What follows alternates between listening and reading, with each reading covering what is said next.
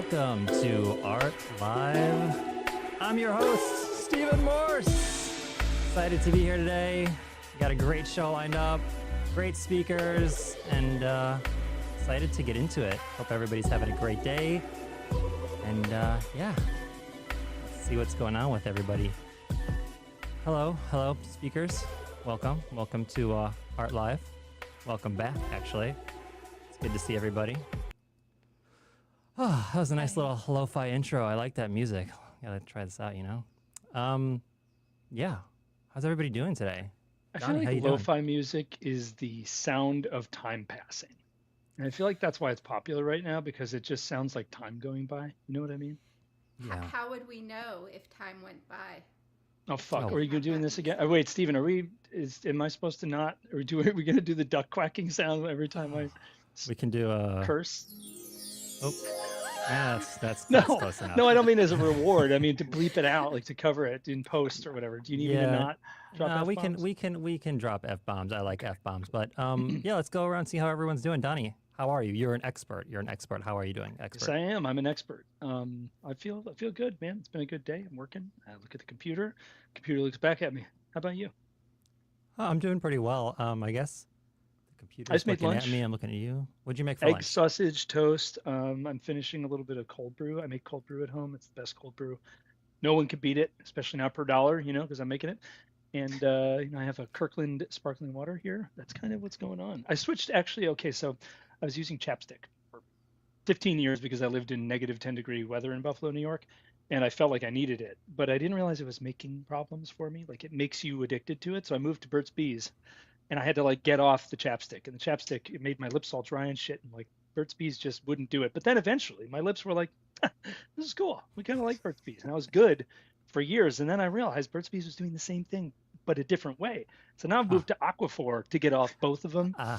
And I feel like I got to constantly lube it up because it's my lips are just like, they're going through withdrawal, frankly. Oh. And I'm constantly, I got a stick. I think I was playing with it on camera last time. Trying to get through it, man. Trying to get off the sauce. I don't want to be addicted to or reliant on any substances. So my newest The thing key is actually exfoliating your lips. That's the key. Well, they're doing that. They're shedding like a snake. Not the moisturizing, but the exfoliation. So your lips are addicted to the stick? Yep. Wow. Yeah, the key is definitely Aquaphor, but the way I use Aquaphor, I don't use anything during the day. Before I go to sleep, I Aquaphor my lips, and then your lips in the aren't morning, shedding.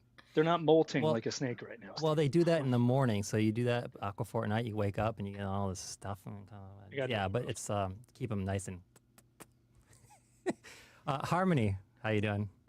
I'm doing fabulous today. So happy to see all of your faces. I don't know. I've got blocked by a bunch of weak-minded men on Twitter, so I feel amazing. Did you want to talk about that, or everything okay? What No. did you do? Yeah. No. That's my favorite people to be blocked by. Yeah. Totally. It's I like don't a get win. blocked. It's a win. Yeah. Well, besides getting blocked, everything good? Oh yeah. I mean, that was the highlight of my day. Like including getting blocked was the point. Yeah, that was great. I'm Perfect. doing really good. It's it's kind of like chilly here. I'm actually really bummed that I wasn't on the East Coast last night because I heard people got to see Northern Lights. Did you guys see that? Yeah. I saw posts in Colorado, not on the East Coast. Oh, I saw like Pennsylvania and a couple other places, but yeah. I didn't see anything in Florida. There is like a CME that ejected from our beautiful star and is traveling towards us. I also have a theory on that, and what the government can use that is it's very special timing is what DME? it is. A coronal CME, mass ejection. Ejection, yeah. Huh. Not erection, Donnie. You really need I to did get not your- mistype it. There's a Well, J. first it's the erection, and Huh. then Before we get to the then it's the ejection. erection Yep. ejections, Oh, that's Witters, what it is. Witters, conspiracy theorist, how are you today? Yes. I am so good. I just got back from Charleston, had a lot of fun there, and I'm procrastinating the amount of work that I have to do in doing this. So, Well, you can procrastinate for this. This is Yeah. definitely important. If you weren't here, yeah, it'd be a problem. You would probably be canceled. Kinetics, looking sharp with no hat. Look at that. Very Thanks. nice. How Yeah, are you? I didn't do my And hair though, but yeah, Ambassador of hat. Quan? Yeah, it's because I'm going to show you guys the money. Ah, Jerry Maguire.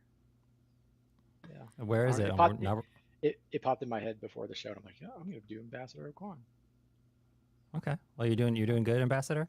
I'm random as hell like that. Yeah, it's been a pretty good day. I went and saw my mom at the hospital today. I was there for a few hours, kind of with her. is she okay? Stage 4 cancer. Oh no. Yeah, Oh, goodness. I'm sorry. diagnosed about 2.5 years ago. So she had a major surgery. Yeah, took a lot of like intestines. She's and hanging stuff on. out. She is. She's a 2.5 fighter. years with She's a stage fighter. 4. Yeah. Wow. So yeah, she's a fighter. So Mamma mia. was spending some time with her, so that was good, and yeah, it's a good day. Yeah. No, that's important. Definitely fighting. So, yeah. Well, I'm happy everyone's here. Happy everyone's doing well and focusing on important things. And you all showed up on time for the most part. Amazing. You get a gold star. So we're here to talk art and life and life and art and art and life and life is art and art. Okay. You get it. You get it. You get it. I guess we could talk some mediums today. I'm very interested to get into this conversation of various mediums, especially with the, talking about on Monday's Art Space, the inclusion of digital art and the curation of that for Art Basel in Miami Beach coming up in December and having its own area on the main floor. It's going to be very interesting, very exciting. It's a huge move, regardless of the motivation. It's just a big move for overall awareness for digital art.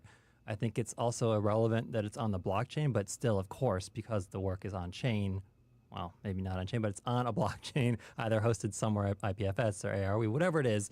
It's digital work on a blockchain. It brings awareness to our space. It will draw interest to our space. And obviously, various mediums are included within that, all within the digital work. So I'm kind of curious to go around and get your thoughts and appreciation, either what you love to see or what you love working with as far as mediums.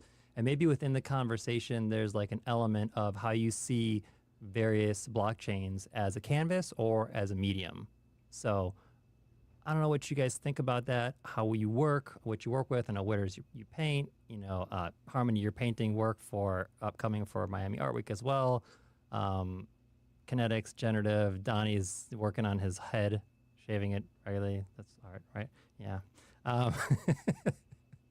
But yeah, no, I kind of actually, we'll go to Donnie since I picked on you first. Well, what are your thoughts? Like, first of all, how do you see mediums, or do you have a particular affinity for any medium? I see mediums as, I think it's difficult to generalize. Actually, it's kind of like saying, if there's a road or a path or a dirt road or whatever, and then there's like dirt bikes and, whatever, crotch rockets. I don't know what those are technically called. So like you have different things you can do in different places. But if you take a dirt bike on a road, it's not that it's the wrong thing for the medium. It's just that you're saying something different. You're doing a different thing in that space. Like it performs differently. There's different things you can do with it. So like I like pixel art. Like the thing that I mess around with the most is pixel art. And I like that because it is extreme minimalism in like, you don't have to have a physical thing with you or be near a physical. I mean, I guess you have to have a laptop. You have to have like a conduit into it or an iPad or whatever.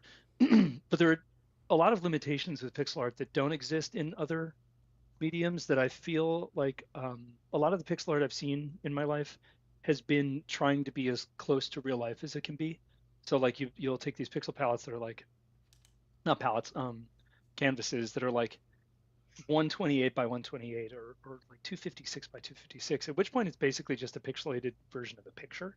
And although that is an art form and it's something I'm not particularly good at, it's something I don't really strive to be good at. I like the idea of confining myself as much as I possibly can into like 8 by 8 or 16 by 16 or like some weird made for a medium size like 41 or 40 by 71, or like taking a iPad screen resolution and dividing that by whatever denominator you possibly can on both sides to make it pixel art that then takes up like the exact number of pixels that are on the screen. But let's say each pixel in the pixel art is like 16 dots by 16 dots on whatever native medium you're working with.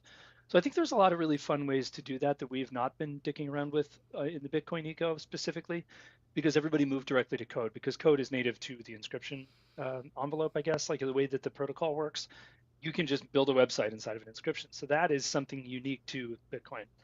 I wouldn't say I'm using Bitcoin in any unique ways except for messing around really in depth with parent-child, which I've been doing for like years at this point, trying to build structures out of parent-child relationships that you can't see because there's no visualization for them. So like, I don't know how I feel about mediums or like what people should be doing or whatever, but the way that I've chosen to navigate this at the moment, like this point in my journey, is by reducing the number of pixels and the file size as much as possible, and really not bending from that, sticking to PNG, not compressing it into WebP. Just what does it look like when you have 8 by 8 pixels? How do you make a face out of that? Like, how do you make an expressive face out of that? How do you make 10 different expressions out of 10 by 10 pixels? And how do you make that usable? How do you make it wearable? How do you make a banner? How many pixels do you need to make like a successful banner? Like, what are we doing with banner space? I don't know. I have a lot of questions. I don't have any answers, and my exploration path has been the fewest number of pixels and the smallest possible file size lately. Yeah, no, I could see that. And I mean, for me, like pixel art, I didn't have a particular affinity for initially. I mean, coming into the space, you see a lot of it, right? You saw a lot of it in the beginning of like NFT days, and it works well, obviously, because it's low file size working on Bitcoin. But my affinity for pixel art has grown as I've seen people utilize it creatively and explore exactly what you're talking about, like distinct ways of like creating faces and unique objects within that kind of limited medium, limited by few pixels. So yeah, my affinity for it has definitely grown.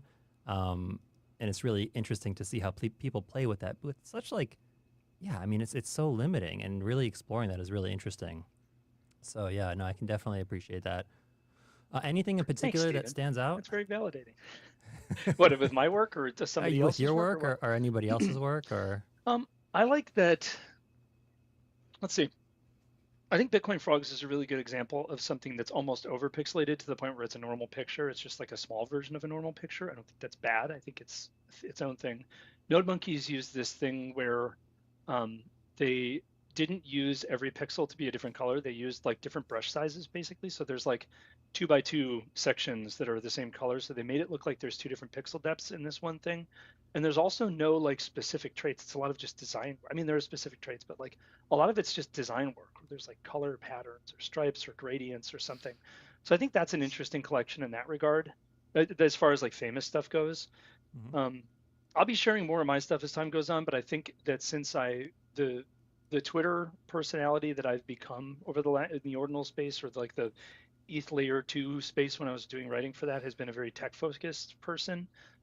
So I didn't feel comfortable sharing artwork through that, because it felt like, one, it would be on the wrong crowd. Like people would be like, fuck you, why are you talking about this? Or they'd be like, well, it's funny that people are buying art and now all of a sudden you're making art. So like, I just been making it on an alt that nobody knows about for a while. And eventually I'll start sharing that. I think now's a really good time to do that, actually, because everybody left. It's all new people coming back. I can kind of like redefine. I could probably blend the two personalities and have the tech account and the art account, but I'm still keeping them separate for now, just because I don't think we're through the like floodwaters. Can you dox for us your art account, or at least privately, so we can follow? Yeah, privately for sure. I've done it for a few people so far. I just don't feel comfortable. Like, I still don't think that the end is here for like people who are just going to find stupid shit to say negative things about. And I don't really want to like, I'm not afraid of it. I just don't like want to feed it. You know what I mean? But yeah, of course I'll send you individually the stuff.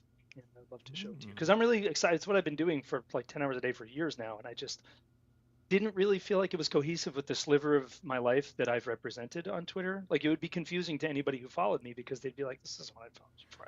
I'm like, fuck the forget the cohesion I am who I am, and I don't fit in any type of box. Like Totally. I mean, you were on Troy Space yesterday, and we're asking all those questions to those FlashNet Spark guys, and Troy said to me, "Oh, great on you, Harmony, an artist asking the right tech questions." And I was like, "Don't put me in a box." You're just like, oh, good girl.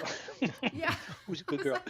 What does A have to do with B? I don't know. I don't feel So, like I'm. Yeah, sorry. Go ahead. no, I just feel a lot of people try to do that. Like you post about one thing and then people get all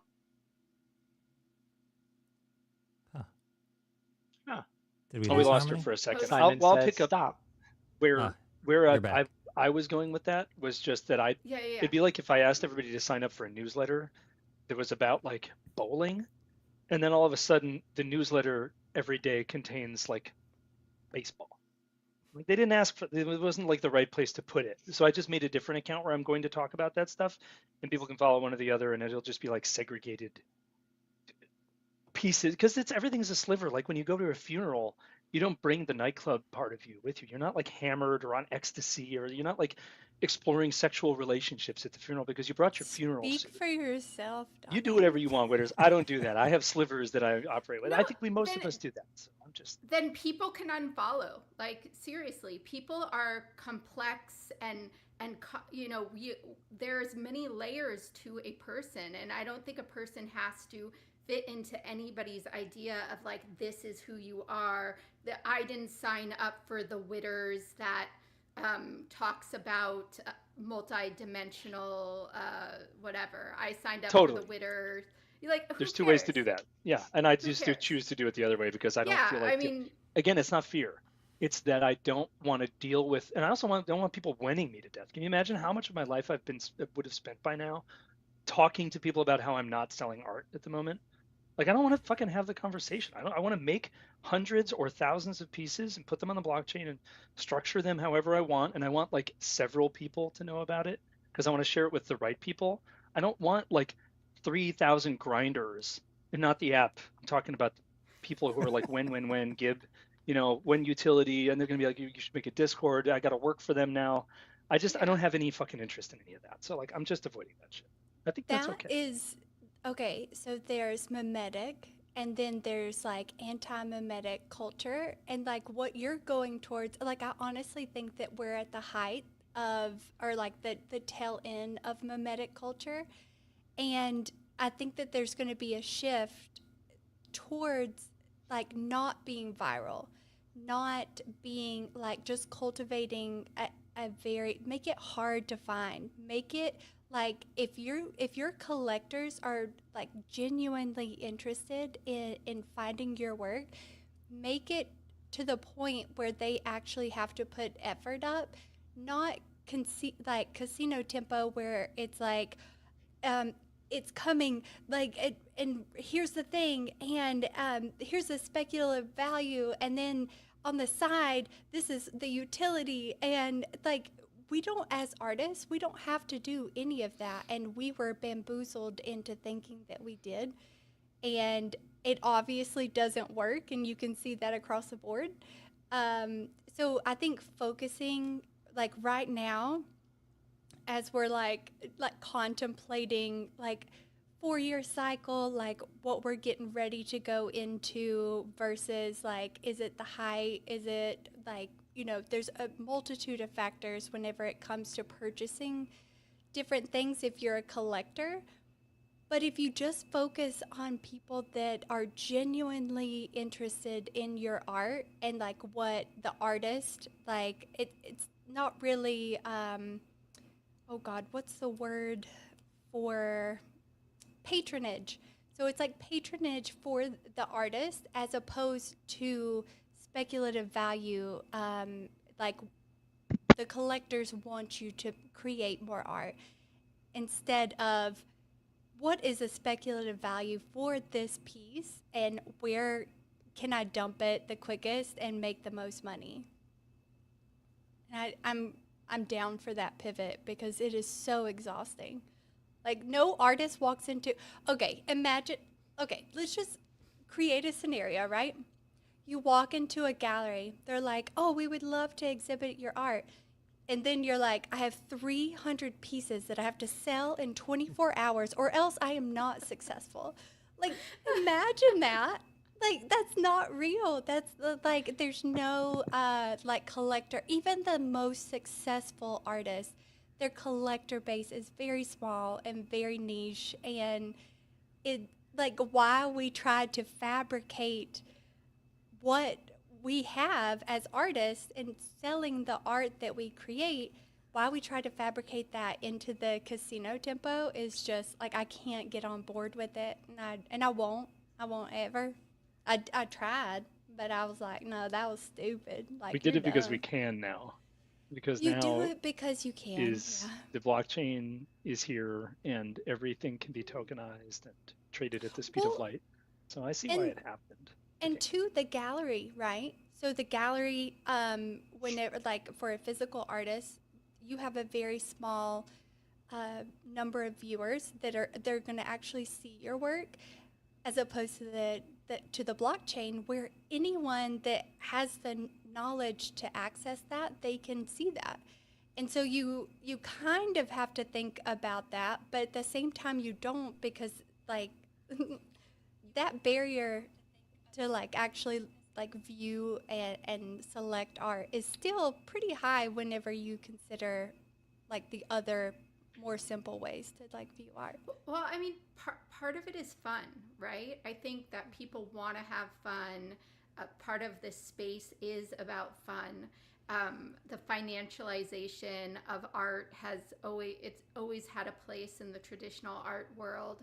I just think that because of the adding the technological side to it, we've fast tracked everything, and then people get addicted to these dopamine rushes, and then like they can't even help themselves. So they have a really hard time differentiating like what it means to be a collector and also what it means to participate in this digital asset economy. Now, I've seen some ETH artists do it in a very, very refined way where they can kind of play to both sensibilities, but it's not something that happens overnight. It's a very, very long, it's a long term type of thing. So I think there's hope out there for everybody creating on all of these blockchains, that if you keep at it and you do build a collector base and you are engaging with your collectors, there is kind of a way to play off of both types of sensibilities. And if you don't want to, then you shouldn't, right? You should do New what you games. want. Yeah, there Yeah. are new games. Yeah. Yeah, it is a bit of gamifying the system, right? I mean, I agree with Yeah. Witters, and I've always talked about this with in the trad art world. It doesn't really exist. Like people walk into galleries and they don't think immediately like, okay, how much am I going to sell this for tomorrow? Am I going to double my money? It's more of, do I like this thing? Do I want to have it and keep it forever? And do I want to support this artist? I mean, of course, in the trad art world, like people buy things, like there's a lot of fraud. People like to park money in very expensive, priceless works of art. Like, yeah, of course that exists. Of course, These are anything people who have money too. You have to remember that. Right. The internet is populated by mostly people who don't have money, and those halls of art purchases are populated by people who have like exorbitant amounts of money in a lot of cases. Yeah. Also, for sure. like we created an environment that like bred the people that were looking for a get rich quick type of like sensibility. And okay, so get rich quick doesn't exist unless you just like it's like it is the casino, it is the lottery. And when you like breed that type of collector base, and then you get mad because it bred like them just like dumping it into like bids or like whatever, like that's not on the artist, that is on the ecosystem that created that like vibe. And like from the very beginning, I never really understood. I just kind of like played into what was already like what other artists were doing. And you also have to think like successful artists like the like the Beeples, the fuck, what's that, Murakami, like I just get the ick even saying his name. Anywho, Wait, why? I'm curious. it, it's just like he's so like he has not experienced ego death, and it just like gives me the ick. I just can't. But those people, they have teams behind them. Like it's not just like, and it makes me so like I want this to be like a pioneer event for artists everywhere, like all over the globe, to find a gallery that they don't have to like apply to be in, wait for an exhibition opening. I want like blockchain art to be that for all artists. But what we've predicated all of that on is those standards for like the Beeples, the Murakamis, the Cause, like what we don't understand is like, or like I guess the baseline collector doesn't understand is anyone, like this could be like a snowball effect for any artist, any like just like profound like avant-garde artists, like they have an opportunity on blockchain that never existed anywhere else. So like let's say, okay, for example, let's say that I inscribe, maybe 5 to 10 pieces or whatever on Bitcoin. At the exact same time, Beeple just decides that he's going to inscribe one piece or like whatever, and it's like, what's it called whenever it's side by side? Diptych? Yes. So like, so when anyone goes to view or is inspired to look on chain, and they see those things like that, never, like I would never be exhibited beside people. Well, one, because like vastly different like art styles, but that doesn't that's an actual possibility on Bitcoin, which I don't think any artist, like if we all got together and we were like, okay, so on Tuesday we're gonna do like inscriptions like 8, and this is like going back to your topic, Stephen. I promise I'm a little bit like more on topic today, but like like that's the medium that we have, and as artists, like we could have a whole block if we fucking wanted, and then that entire block is just art, and like that's cool to me, like that, but that's not possible anywhere else, but it is on Bitcoin. I think, this whole concept of gamification and turning art into a financial instrument exists because of this preconceived like public notion of get rich quick within crypto. It's like not understanding the technology, but at the end of the day, like, yeah, it's opportunity to share the work, right, as an artist, and to do it without the gatekeeping. And for an artist that has, let's say, worked for years just to try to share their work or get associated with a gallery and be represented, and without success, but continues to create because it's their innate nature, yeah, it's opportunity. It's irrelevant of chain. It's not really about that. It's about the art. Yeah, we've seen this shift, obviously, from the beginning, because people see this opportunity to get rich quick off artists and profit off artists. And we've seen marketplaces do that on the same token, like to profit off artists and work off artists' backs. And then in the end, a lot of these marketplaces have reached their demise. They're gone, right? And if we It's go not back to like, even- yeah. Oh, sorry. No, go ahead. We just need to go back to the original thesis of creating art and sharing it. Yeah, Yeah. exactly. And like all of these companies like within crypto, if you've ever exhibited at an event, they're using artists as like just to get outside of their normal base that would be interested in their product. And they use artists all the time. Like not only that, it's like you can see like multiple different avenues where like artists carry culture. Like if there were no artists, there would be no culture. And that in itself, like all of the, you can be fancy, you can have your little lingo, your little like finance lingo. For the most part, you're never going to be able to like create like an actual culture, an actual movement, an actual anything without artists, and that goes on the backs. And so like if you can get any artist to like sign off on you and your product or like exhibit in your space, that's paramount. But sometimes it just gets lost, and like nobody go to a crypto event. Do you really see people like going around like looking at those screens and like, yeah, this is something special? No. I do that.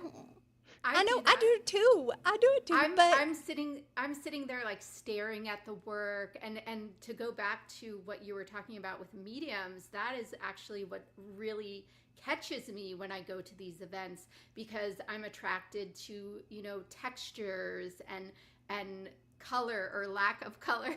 I'm attracted to, you know, the dynamic digital art where things move, where they pulse with music, when there's integration of voice, when there's integration of, you know, full immersion. I mean, there's so many things that we can do with digital art that we can't necessarily do with traditional art. So those are the things that draw me to this space, and that draw me to collect others' work and inspire me to try new things with my work as well. Because, you know, I think that is what we actually have here as artists and collectors alike, because we can be in this space where we're just seeing what other people are creating all the time, and we can say, oh, I really like that resonates with me, and then we have access to that person, and I can say, you know, Donnie, how did you do that?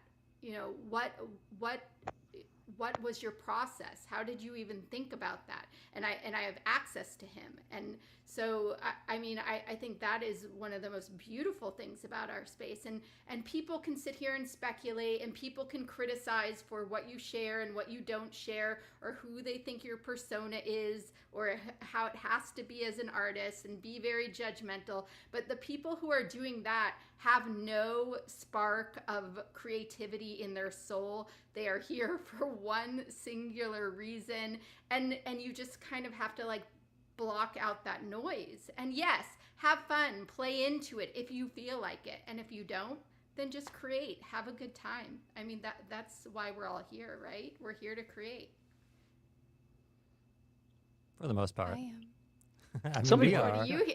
How about you, Stephen? I mean, I'm obviously, you know, I show up and I'm an art lover, right? I've grown up around art. I've been very like blessed to, you know, be raised by art collecting parents and be exposed to various cultures and traditions and the backside of galleries and like I love art, and I've always been an artist. I didn't come to this space to be an artist. Like I've always been an artist, but I've never called myself an artist, and I still do not like to call myself an artist and don't necessarily consider myself to be an artist. I just love art. But this space, right, going from creating all my life to getting a Bachelor of Fine Arts in photography and studying, you know, art history and these things and exploring all the mediums, and then going into commercial photography to monetize it. This space, like, it goes back to the opportunity that we were talking about. Like, this space gives everyone that opportunity to create and share their work, like regardless of medium, regardless of chain. Like, this is that opportunity to share your work regardless of even if it sells. Like, it doesn't have to sell. Just the fact that you as a creator can put your work out there instantaneously and share it with the world, like, to me, like, that hits hard. That is why I'm still here, but also like the ability, like you're saying, to connect for like like-minded individuals like us, artists, art lovers, people with the right intentions to connect and like have these conversations and share the love of the work and continue to like share the work and create together. Like it sounds kind of cheesy and it sounds kind of tacky, but someone who understands like how much this means and like what type of opportunity this is for artists, like this is really, really amazing. Like it is an art revolution. Like we always said, like we're so early and all this stuff and art revolution. And yes, it's like, it's true. Like the ability to connect to artists as a collector, as a patron, the ability to like share the work and for then collectors to exhibit the work that they own and prove true ownership, which is still not really understood by the traditional art world. I mean, we're still kind of teaching them all of these things regardless again of chain, regardless of medium. Like this is profound stuff. I'm here for all of these reasons. And you know, to abilities like and the ability to host these spaces on every Monday and these new live spaces, like I really enjoy this and I enjoy like talking about this and then bringing this elevated conversation with all of you guys to the space and to the masses so we can like advocate for what we see as the right thing to do and how this should be viewed and how art shouldn't be used as a financial instrument and shouldn't be taken advantage of and artists shouldn't be taken advantage of, especially artists when they're creating with like their intent and they're sharing from their heart, right? If you're taking advantage of that, that's like just utter disrespect. I mean, if you think about that, like there's no consideration, there's no humanity in that. It's just one of like the It's worst just things you can do. super icky. Like It's that very gives me gross. the ick. Yeah, Yeah. it's like super gross. I hate that. Well, I think it's interesting, right? So, coming into this space, so I came back in 2020 is a degen. Like I was a flipper. Like I came in to make money. I did not come in as an artist, so I bring a very probably different perspective. But I would say we wouldn't be where we were without that. And I think at some points we have to take the good with the bad, right? Like that's probably what brought a lot of us into this space. Maybe not in this particular room, right? But I think in general, right, the possibility to make a lot of money, because a lot of people did make a lot of money, was what brought a lot of people in. And I think, for better or worse, it was a casino. I think the vast majority of us were probably making money, and so that drove a lot of that. And I don't think we would be where we are today without that. So I think, it produced some, maybe some unintended consequences, but it's kind of the reality of the space we live in. And I think as artists, when we come into this space, we have to know and acknowledge the world that we're working in, and whether it's right or wrong, you can't look at it as right or wrong, right? Because there is no such thing as right or wrong from that perspective. It's because that viewpoint is different for everybody. Like the people that come in here just want to flip and make money, like they're spending their hard-earned money on somebody's art. If they want to flip it or like sell it tomorrow for pennies on the dollar, like that's their right. It's unfortunate of kind of what that does to the space from my perspective, but that's kind of the reality of our space. And I think, there's, as artists, we need to recognize that. And I think I've seen both sides, right? The degen and then the creator side. So so at points I have these dual, like a person on each shoulder, like telling me different things because I get the degen mind, but I get like my artist mind. I'm like, eh. So, I think not a lot, like I think, I have talked to other artists, like you got to play the game, and that's just part of it, right? And I think you have to be smart, and I think you individually have to determine like what am I willing to do and not do, and what makes sense for me as an artist. I don't think there's any right or wrong, but I think the reality is with where our space is, like if you don't play with that a little bit, right, and you are wanting to sell works and you are wanting to try to do those things, like you're probably doing yourself a little disservice. Well, I mean, I think you can do different things at different times. And if it feels right, then it feels right. But if you're participating in this ecosystem and it doesn't feel right, then you shouldn't be doing it. Like if you are getting the ick, then stay away. I mean, Yeah. I feel like we need as just human beings, we need to start listening to ourselves more. And if there's red flags going off, and it's like there are definitely lines that, you know, some people are willing to cross and some people aren't, and then other lines that I won't touch but Stephen will. So it really depends on the person and where you are at in your kind of process as well. I'm with you though with the whole, like, I'm not sure if it's right or if it's wrong, because in different instances it may manifest in different ways. I've really come to a place in my life where what I am working on and what has benefited me the most is to kind of detach from anything that is outside of me.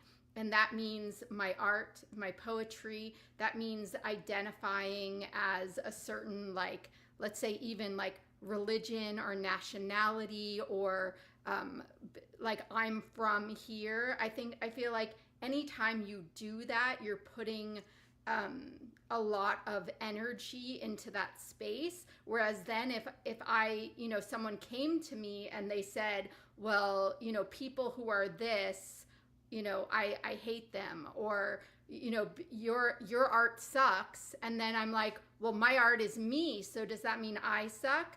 No, you have to say, like, you're a higher being. You're something above that. And yes, you can create all of this stuff that is kind of like offshoots of you, but it should never rock you to the core where people are saying, like, you know, this is terrible, so you're terrible. Right? It's hard though. Yeah, I get it. I agree with you. It's hard though, right? Because I think when you put so much passion, right, in yourself into something, like, as an artist, I can't speak for anybody else within myself, but like, you want people to enjoy it, right? Because you've put all this time and energy and work into it. At least that's how I feel, right? And I do want things to sell, because to me, I spend money on things that I like and I enjoy, right? I'm not going to waste my money on things I don't.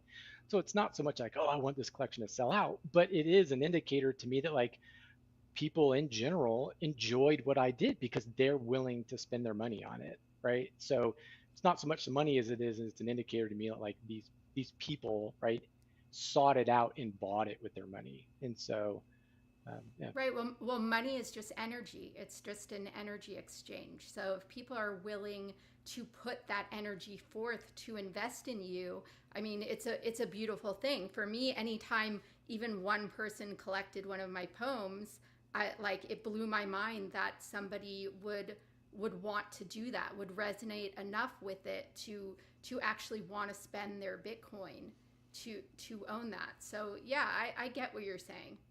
I totally get what you're saying. I'm just gonna preface. I felt like I came off as like virtualist, or like some kind of.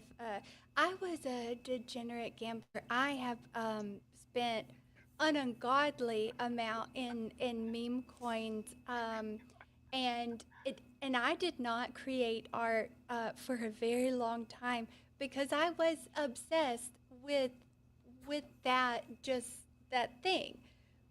But once you lose a considerable amount of money doing that, your opinions and activities kind of change. And thankfully, that happened slowly over the course of like multiple years for me. I wasn't just like, oh, the meme coins, like all this, like, let's gamble into, I know, witter shitters, that is something I can't get away from. I did do that quite a bit. So, like, but once you run out of funds, and thankfully that in that moment, I also found ordinal. So that, like, the like, where one thing was receding, another thing was taking off, and I found sanctuary there, where I was still participating, like collecting and doing different things, and like I was like in BRC20s, like the all of the things. There was not a thing that I didn't touch.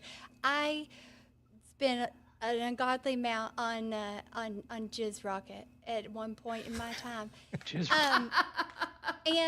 And that is just like that's like you become victim to. I'm gonna say victim. I was definitely chasing this, but I'm gonna say You I were was the victim to the Jizz Rocket. I was victim to the Jizz Rocket. But no, like participating, like nobody wants someone to come and just like expect. That's like the biggest takeaway. Like expect someone just because you created it for people to buy it. That doesn't happen.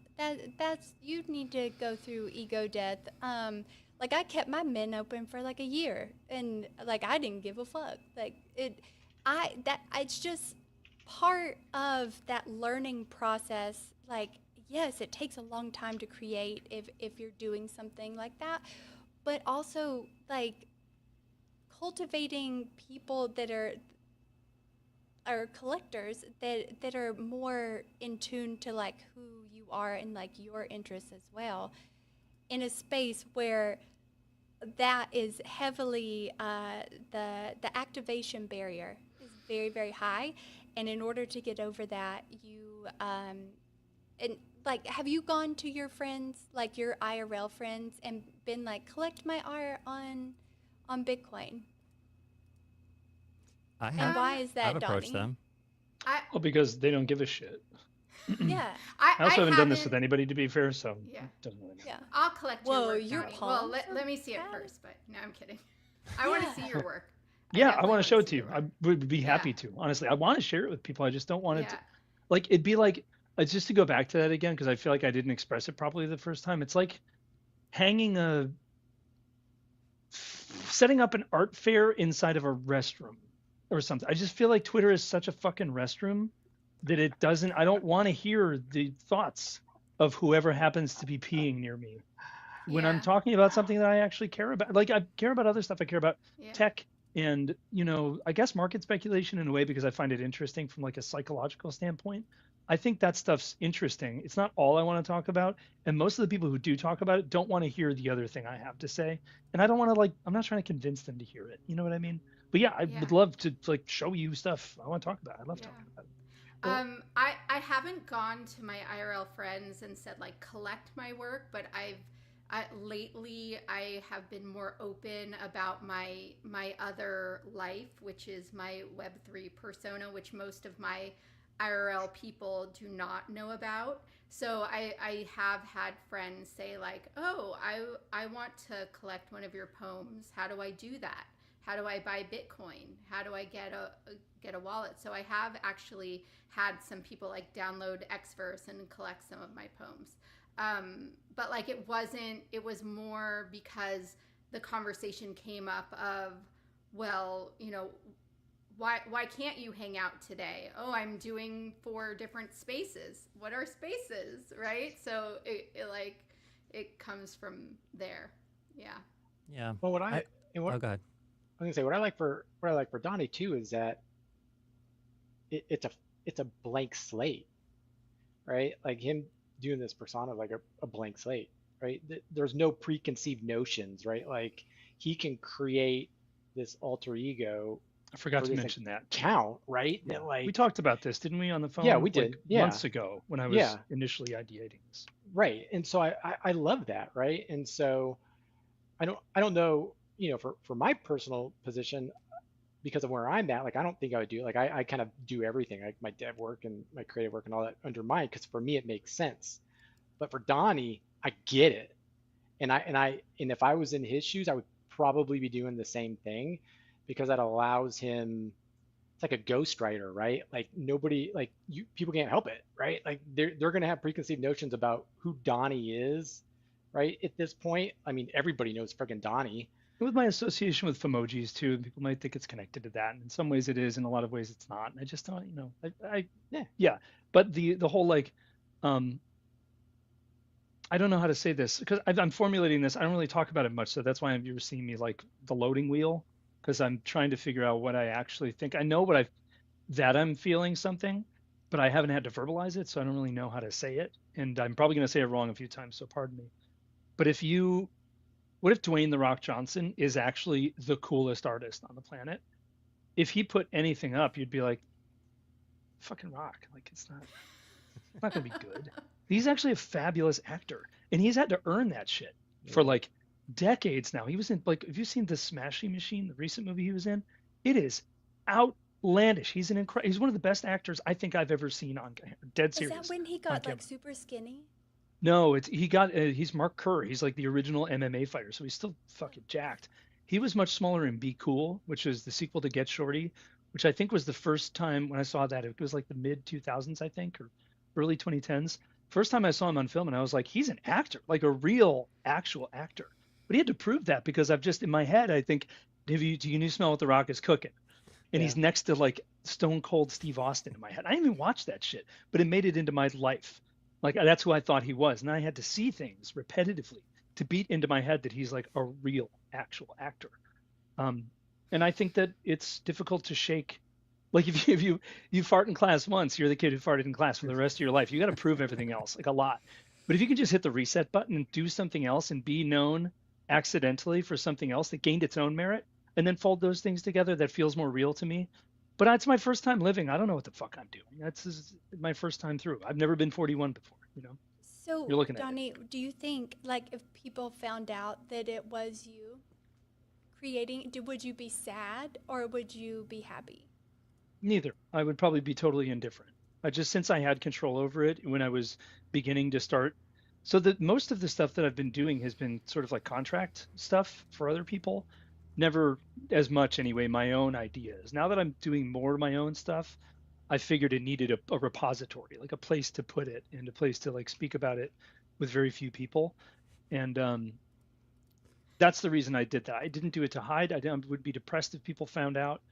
Clearly, I wouldn't even be saying, I wouldn't acknowledge it on this space right now if I gave a shit about anybody finding out. But I just want there to be more alone time. I want to create in like a room with a few of my close friends for a while, if anyone's going to care about this, which I don't know why they would, but if they do. I have an idea. Okay, please. We go on a sabbatical and we go to like, I don't know, like, no, there's no luxury. There is nothing. You are devoid of every possible comfort of your entire life. And it's like set, and the only thing you can do is create, eat, sleep. That's all you can do. And it's like a week. And then, like, we come out of there, and it's like, and then we make a collection on it. I've almost been doing that for 6 months as it is. I don't go to restaurants. I barely go to the movies. I live in this chair. I eat food here. Seriously, I don't do anything. Like, I just enough to move my body. So, like, that's not a trip for me at all. That's just life. I'll go do it somewhere else with you. But come here. Come here. And I have to go to Appalachia to do it? Mm-hmm. Can we include toilet paper as a luxury? I mean, you just, I mean, as a sigh, you know, I thought that might be important. We don't get toilet paper. She said eat, sleep, every and create comfort. Art. No comfort, no creature comfort, no luxury. I mean, my water goes out weekly for a day, and my electricity's off for stretches of days on end. I mean, I think I'm already pretty fucking close to like this minimalism nothing. Maybe that's why I like pixel art. Steven, I want to hear about backpacking. I want to hear about your experience with, you know, selling your art to your IRL friends. With me? Yeah. Well, I guess I was thinking about that as we were talking about it, and I was like, well, I don't really like shill them, but I'm like, well, maybe you might have interest in collecting my work. And mind you, this stream isn't just on X or Twitter or whatever you want to call it. Like, we're also streaming to YouTube and to LinkedIn today, and I'll probably include like Instagram next week. It's because like we're talking about art, right? And that's the thing is like that approach of like, this is art, you can collect it. Like, and you like me, you like the work, you want to know how to collect it. Like I'm excited, I'm ecstatic to teach you how to do it. Has anybody been interested? No. I have a lot of people that say, oh, I'd love to collect. Like my parents even, have I gotten them to do it yet? No. Years ago, I did get my father to buy Shiba Inu. That was kind of when like, was like the same thing with Kinetics. Like that's when he stopped listening to you. No, well, he made a little bit of money, Was it and then Thanksgiving? he held it too long. But like the same thing with what Kinetics was talking about. Like I was attracted initially to the space, making money. Right? I made a friend on the Crypto.com's NFT marketplace who was an artist, and I was getting the alpha about when he was going to drop and what he was going to drop, and I was the first one to get it, and I was flipping the art, and he was the one that encouraged me to create and share my own work. So, but and like as the journey went on, it's like, yeah, you find your place. Like it went from there to Ethereum to ordinals on Bitcoin. And like finding that place and having it be like the most meaningful work I've ever created, yeah, I mean that means a lot. Has anybody like wanted to collect it? No, nobody's collected it yet. The only collectors I've had are actually new people that I've met through this space and connected to through the work. And yeah, a lot of them have flipped it, including Donnie, and Nope. a lot of you guys Never have sold. pieces. Yeah, Can and I that's like, ask you yeah, guys an uncomfortable question? yes, Yes, Please. please. That's my we like those.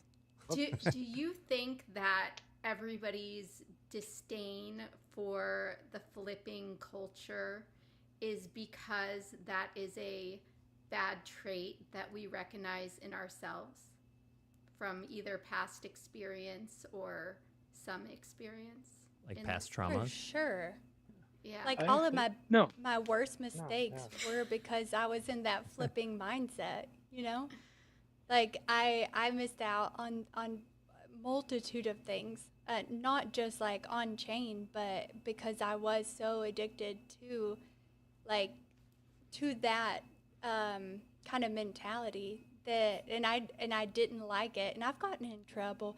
I've gotten in a lot of trouble, like with my family for like shit like that. I mean stuff like that. So it's yeah. So now it's like the flipper mindset, but I also think that it's like more of like our culture problem.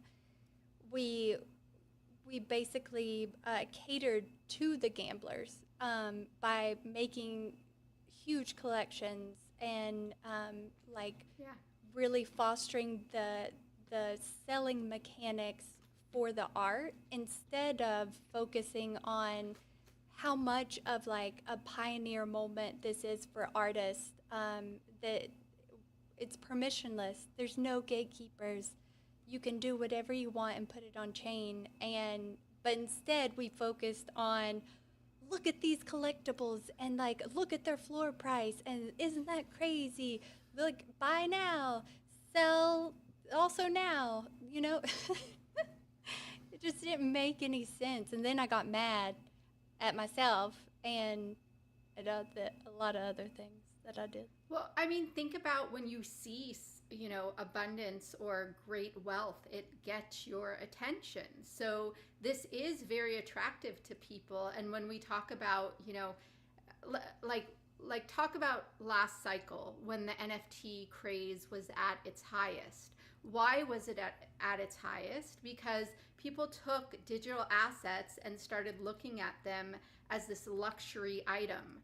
And it was kind of this thing that they could show off, like a really expensive watch or whatever it is. They said like, oh, I have money that I can just burn. So I'm going to buy this thing that you could right click save for $1 million or whatever it is. So I do think there is something to be said for, when digital assets do gain value. But yeah, is it the reason why we should be participating in the space? Absolutely not. There's so much more amazing and beautiful things that it can offer, especially Bitcoin, especially with the canvas that we have. And like you were saying about how as artists we could take an entire block. I don't even think most people who participate in Bitcoin understand what that means.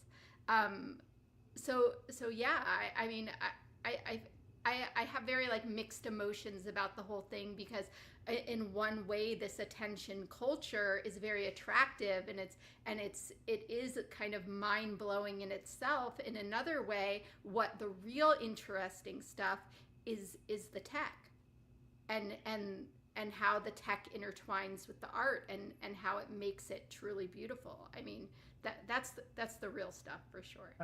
I think at the end of the day, I think 99, maybe even 0.9% of the people here are for money.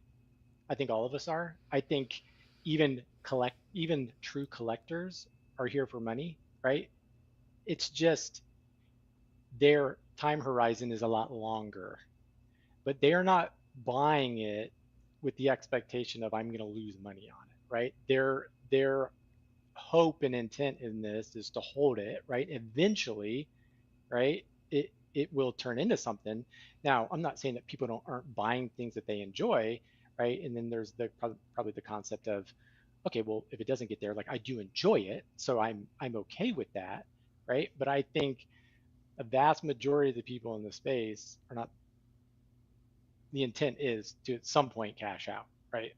That's kind of the intent, and I think that that's okay. I do, and I think the reality of this space of where it started, I think that's where it had to start. It's just where it had to start. And so, but like anything in life, right? And you start out very topical, right? And as you mature and as you gain more understanding and awareness about it, right? Your tastes change, right? They become a little more complex. You start seeing this or that. And I think that is what we have seen and kind of what we've been going into. And then you start getting all these niches and these deeper layers to where people start finding their place, right? It's not all about money anymore, right? But like, so for me, like I started out flipping, right? And then I really got into like the art, and then I wanted to create art, right? And that was my path. And I think there's probably, it'd be interesting to be able to survey people and say like, how many people started out here flipping, right? And now have, you know, over time have their tastes have matured, right? And now they're into collecting art. I think a lot of people have done that, which is really cool because now it's like we are still so new in this. Like, let's say back 2021, like what happens in another 4 or 5 years? Like, where are we going to be at then? Like the idea of that's really cool, and I like where we're going. But I certainly don't think we're ever going to get away from the monetary side of it. Well, so the painting, this painting is by Rupture. That's behind me. And at the time, like USD was for the equivalent in Bitcoin that I paid for it, so it was like around $6,000. I have absolutely no intention whatsoever of ever selling that painting, but in like BTC, like that's gone up to like 8,000. So it's like it made money in a round, not me money, but like if Rupture had kept it, then it would have made him like an additional $2,000. So it, like, you have to also think of that aspect of it, the volatility of everything that you're doing, and get out of like the fiat mindset of like, like this costs this amount or like whatever. At the end of the day, it's still that amount of Bitcoin that was spent. And like that in itself is cool. And I think like one of the real, like the greater attractions, like I don't understand, there's so many artists that don't even know about putting your art on chain, and that keeps me up at night, honestly. Do you guys think that staying in the space also, I mean, of course people are here for money, but for me, I feel like I have some type of like compulsion to stay in the space, because it's this drive that is unexplainable. Because why else would I still be here when most people are not making money, right? What? But it is this kind of like obsessive part of my personality, and I see it in my other business ventures as well, that I get like hyper focused on something, and I'm just like driven to keep doing it day in and day out, no matter what. Do you guys experience that as well, or is it just me? I mean, go ahead, ahead. Waters. Oh, Yeah. I mean, I feel a compulsion to stay connected, not even to know what's going on. Like I'm extremely focused on the art side of things, obviously, obviously, but it's also like I'm very much an introvert and I'm very much a homebody. So hosting spaces and hosting like these spaces and like staying connected with, you know, our circle that, you know, our like-minded circle, like um, there's like a mental health benefit to it. I've learned like focusing on that degenerate side of things can be like a huge detriment to your mental health, and you're always chasing and you're up all night and it's affecting your sleep. And the fact that, you know, I think everyone needs to find their niche. Like there's going to be traders and then there's going to be art collectors. Right now, everything's still lumped into one thing. But like recognizing the different segments and what benefits you on kind of a selfish level. Like it's selfish, but and self-serving, but also it's like recognizing how the space can benefit you, where it's not a detriment to you, where it's like giving you purpose in your life, right? I think that's really important for people to identify, and not maybe not everyone's going to do that. Maybe not everyone has that self-awareness, and a lot of people end up leaving because of that, because it becomes this detriment in their life and the art isn't selling and so on. But yeah, the same as Witters, like that's the same reason like my collections are still open because I don't agree with any of that stuff. Art doesn't sell like that in the trad world. But yeah, Donnie, go ahead. I Sorry. think if you're hanging out with friends for a year and then they don't have money anymore, then and you don't want to hang out with them, then they're not friends. You shouldn't Yeah. have been there. I guess like That's I like had a a few, weird friend to have. Yeah. but Yeah. isn't that like what we're talking about literally right now when we say Well, like even though everyone's not buying anything or making money, like why are we still here? Like that's why Then were you're you no, I ever using mean, here them. if it was no, only I about mean, money? I'm still here because I have a Yeah, compulsion to be here. But do, but I think many people are not because they never really want. right. Well, and that's something I actually realized. I mean, I keep realizing it over and over again because I'm kind of a sucker, but that like I'll like have these friendships with people or relationships with people that become like very kind of like parasitical, like that. Transactional.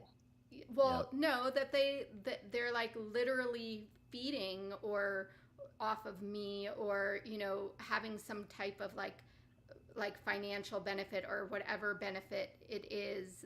And then I realized that that person, if I met them in the street, they probably wouldn't even say hello, which is kind of like heart shattering. And it is why I don't really participate in group chats anymore, because people are just there like chatting all day. You think that these people are your like uber close friends, and they're not. They don't care about you. They're gonna leave. They're gonna leave Yeah, immediately. they're Yeah, gonna leave. these So are not so good. These yeah, are not relationships worth putting much energy into. I had a couple of yeah. responses written down for this because I didn't want to butt in every time somebody Oh said yeah, something, yeah. but I have Go go go a couple of go, bullet Donnie. You're points. you're you're an expert. I have the talking stick. Here we go. I'm an expert. DeFi Summer made NFTs jump into the limelight because everybody had tons of money all of a sudden. And people who have tons of money can buy art and they can make art more expensive because they decide they like something. And it doesn't have to mean that they're like culturally more relevant in any way. It just means these people got a lot of money and then they wanted to show it somehow. And they bought things that they thought were cool. And that's awesome. We like that. But I don't think that NFTs gained just value, but for no reason. I think they were an adjacent asset during DeFi Summer when everybody was like went from thousandaires to millionaires, multimillionaires, in some cases hundreds.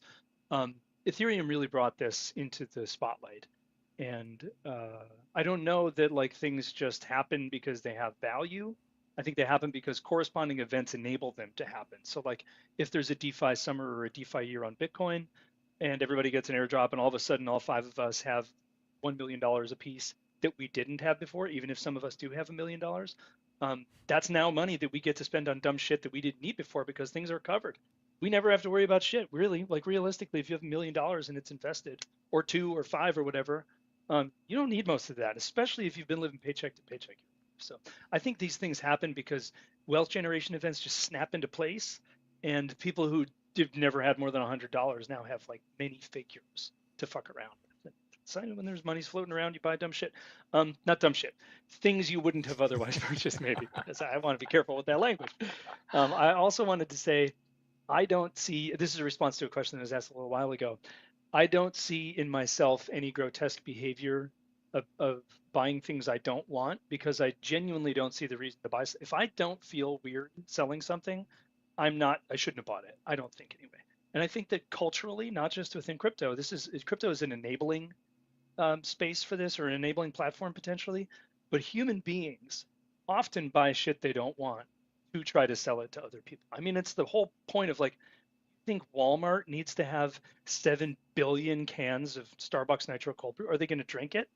No, they're going to fucking sell it. And they're going to be really bummed if you don't buy it, because they've leveraged their position on this planet to use capital to buy things you can't buy in the bulk they can and sell them to you, right? That's their business. But now everybody is like, well, I'm a businessman. I want to buy this frog.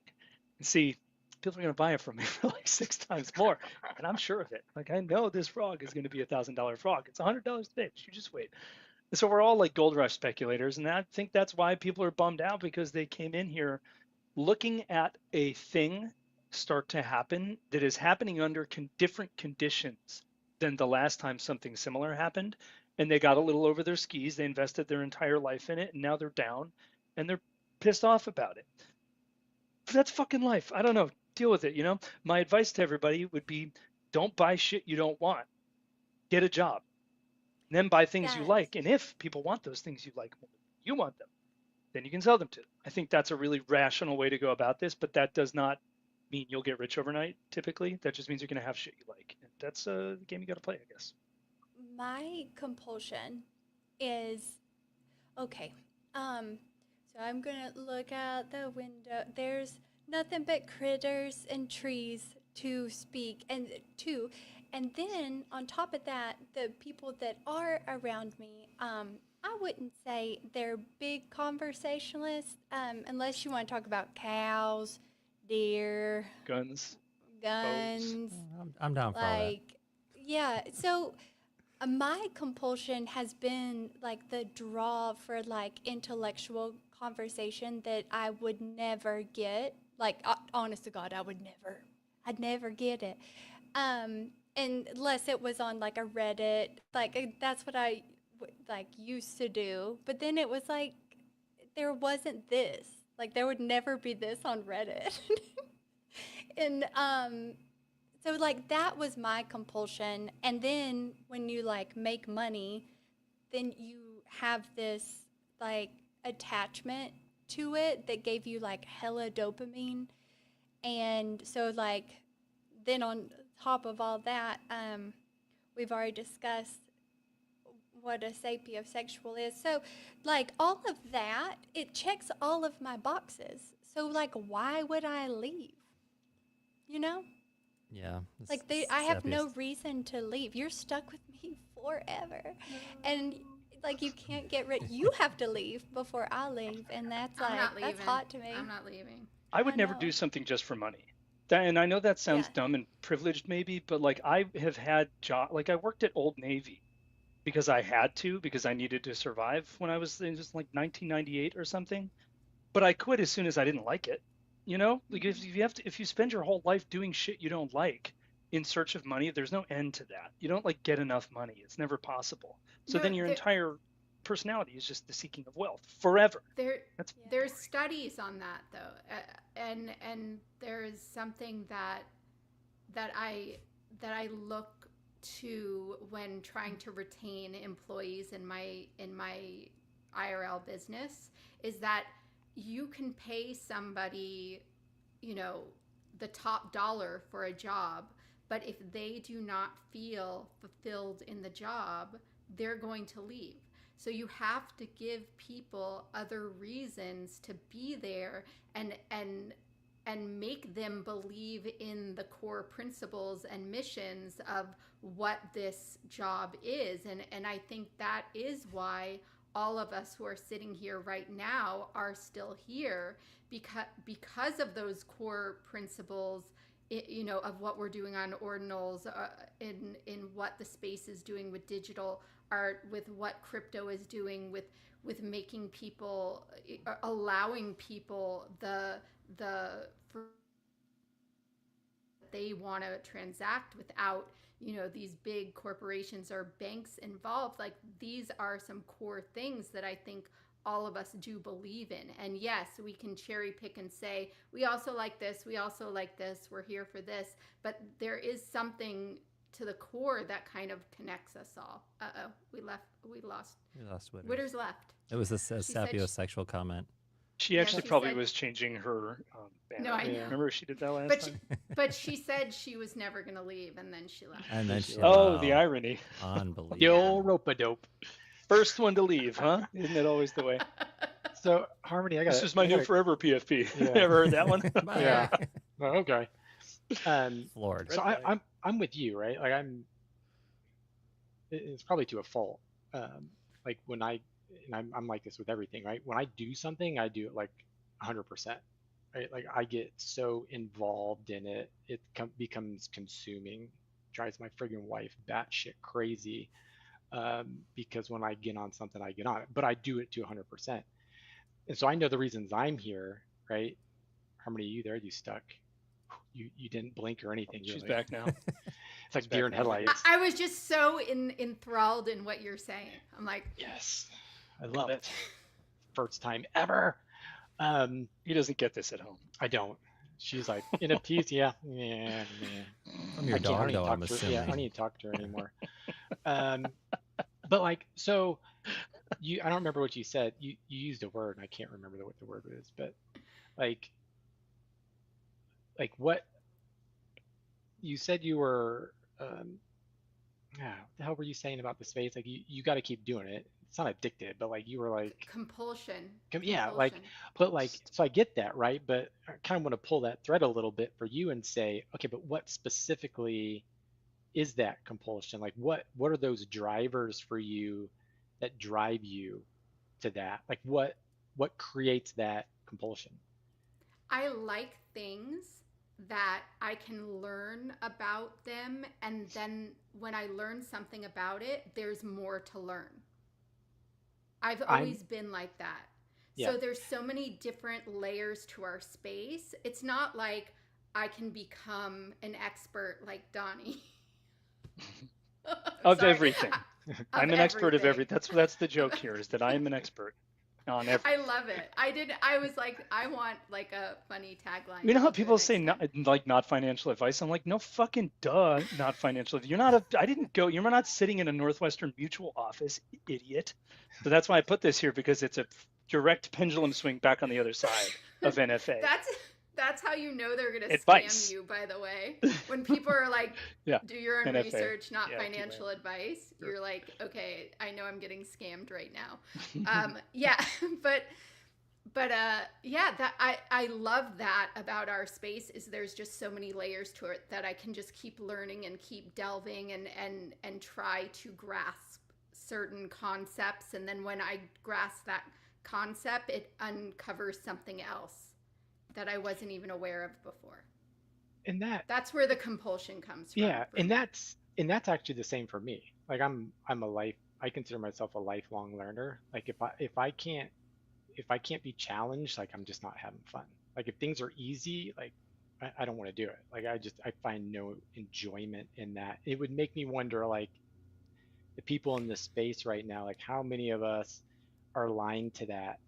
Like enjoy complexity, love to learn, and like that challenge, because you got to like that in this space, at least if you're building or doing things in this space, right? Because it is constantly evolving and growing. And that's one of the things I loved about this space in the beginning, was like off like Excel sheets and different sheets, and like you're doing the BRC 20s. Remember you were talking about that, Witters, but it was like you had to go on Unisat and like inscribe the shit, but then like if you wanted to sell it, you had to like reinscribe it or something. I don't remember like that.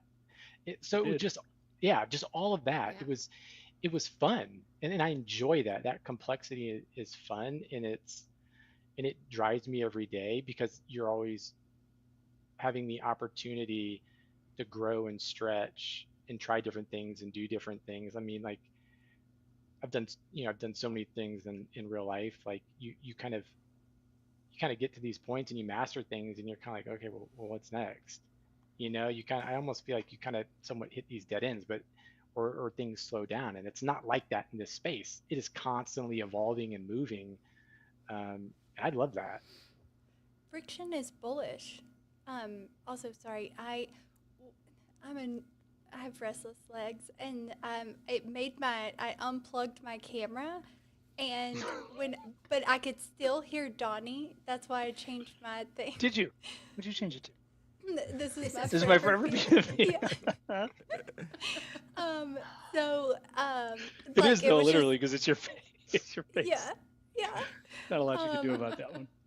But it's like so. It's like a metaphor. For because it for real is my forever POV.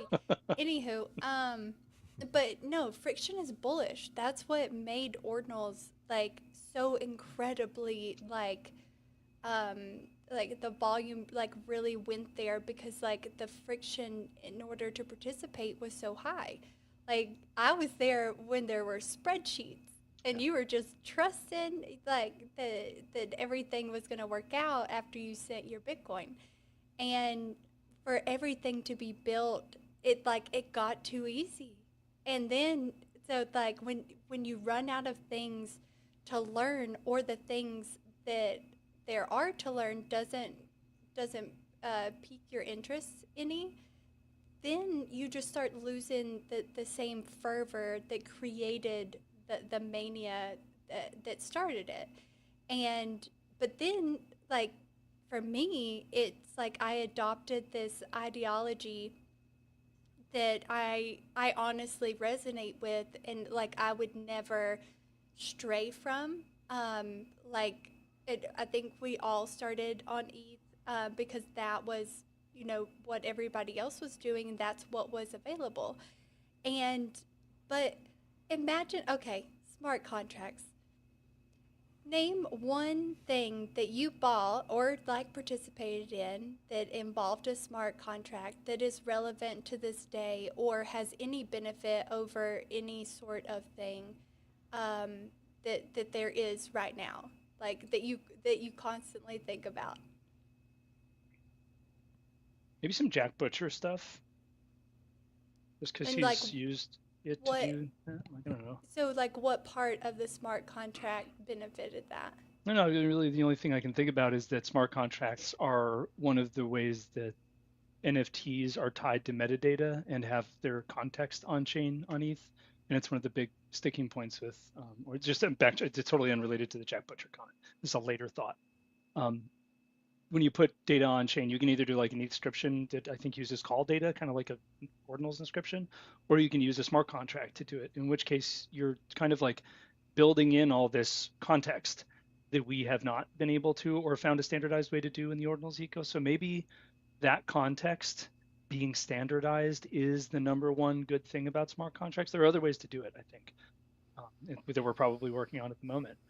But I think just having that standard protocol for like, I mean, it's both limiting and expansive at the same time, because now everyone just does that thing. You just, how do you launch it? You put it in, we're going to make a smart contract. Go dev, make a smart contract. This is just the way it is. Now it's art. Now this is the process for making art. Maybe it's more fun that we don't have that process, to be honest.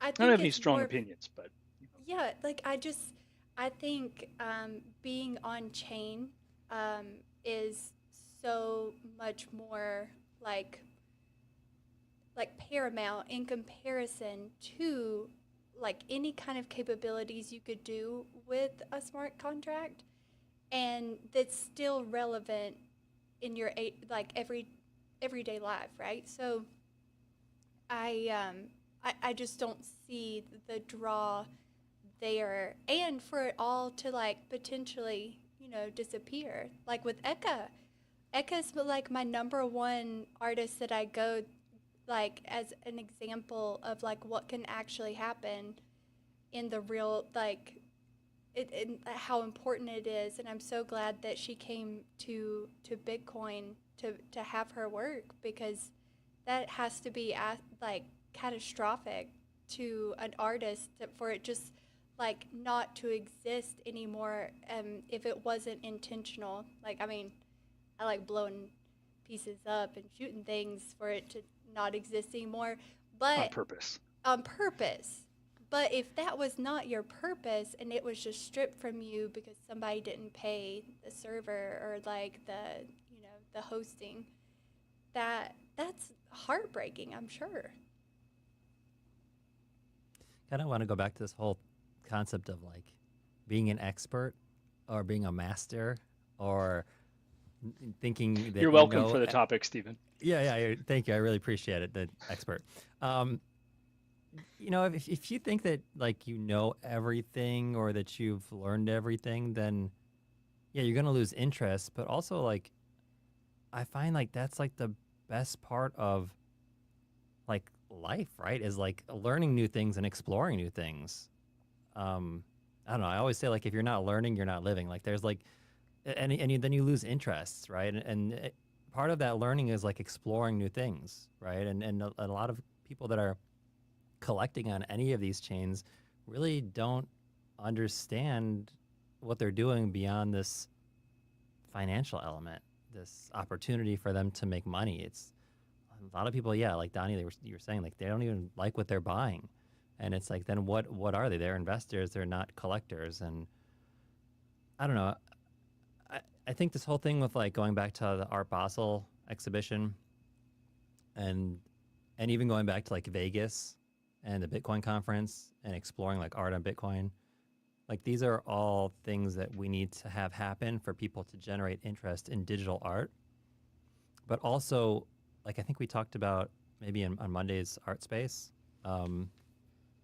was these products that will have to develop around that interest, right? As the interest develops in digital art, then you're going to have like people, like manufacturers producing like screens that are specific to the stuff that you can just like, they can print like paper, right? Like OLED screens, they can just print, and you can throw it up and they're inexpensive and you can display your art because everyone wants to have their art displayed.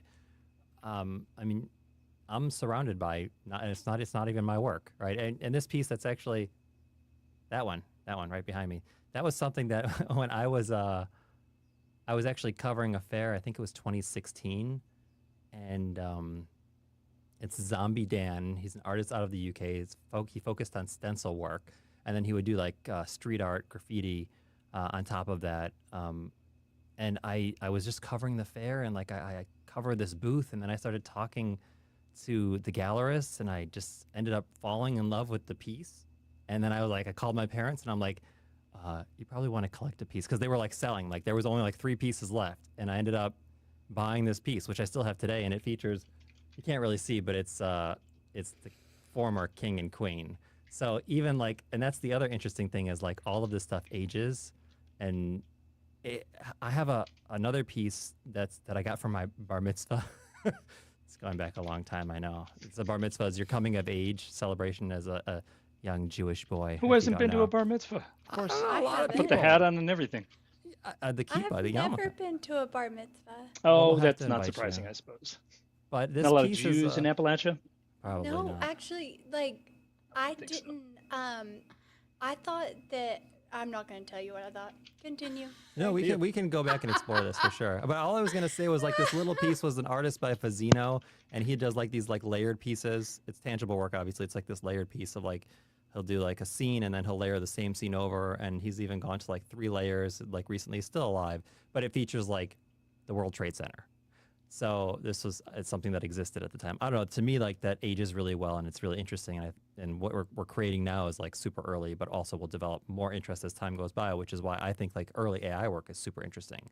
But I'm still kind of curious, Witters, what you think about the whole bar mitzvah thing, because that's pretty interesting as well. So, okay, I want to preface this with I was incredibly sheltered for like my entire life. Until I actually got on Twitter and like with Web3, I didn't know a lot of things were actually real. So, Like what? Do you have any examples you want to give us? Because I'm very curious. About those. yeah, like name anything. Like there was a period, I would say for the first 2 years of being in Web3, where I was the person that people had to explain like very simple, well, I'll just use the Jewish thing for an example.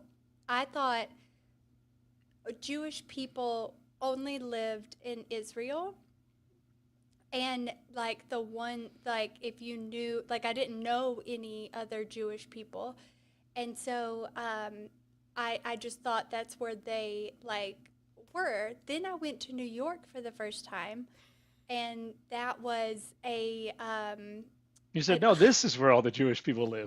this is There's like where none all in the- Israel comparatively. Yeah, they're all here.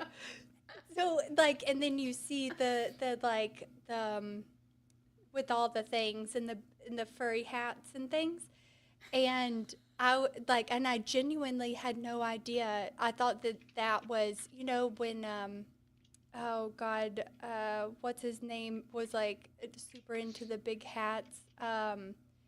Anywho, I just thought it was a fashion trend for the Pharrell? longest Are you time. talking about Yeah, Pharrell? Pharrell, Big- Pharrell. Yeah, Yeah. he's not Jewish. Yeah, I figured. No, And- no, big hat though, very big hat. Yeah. Yeah.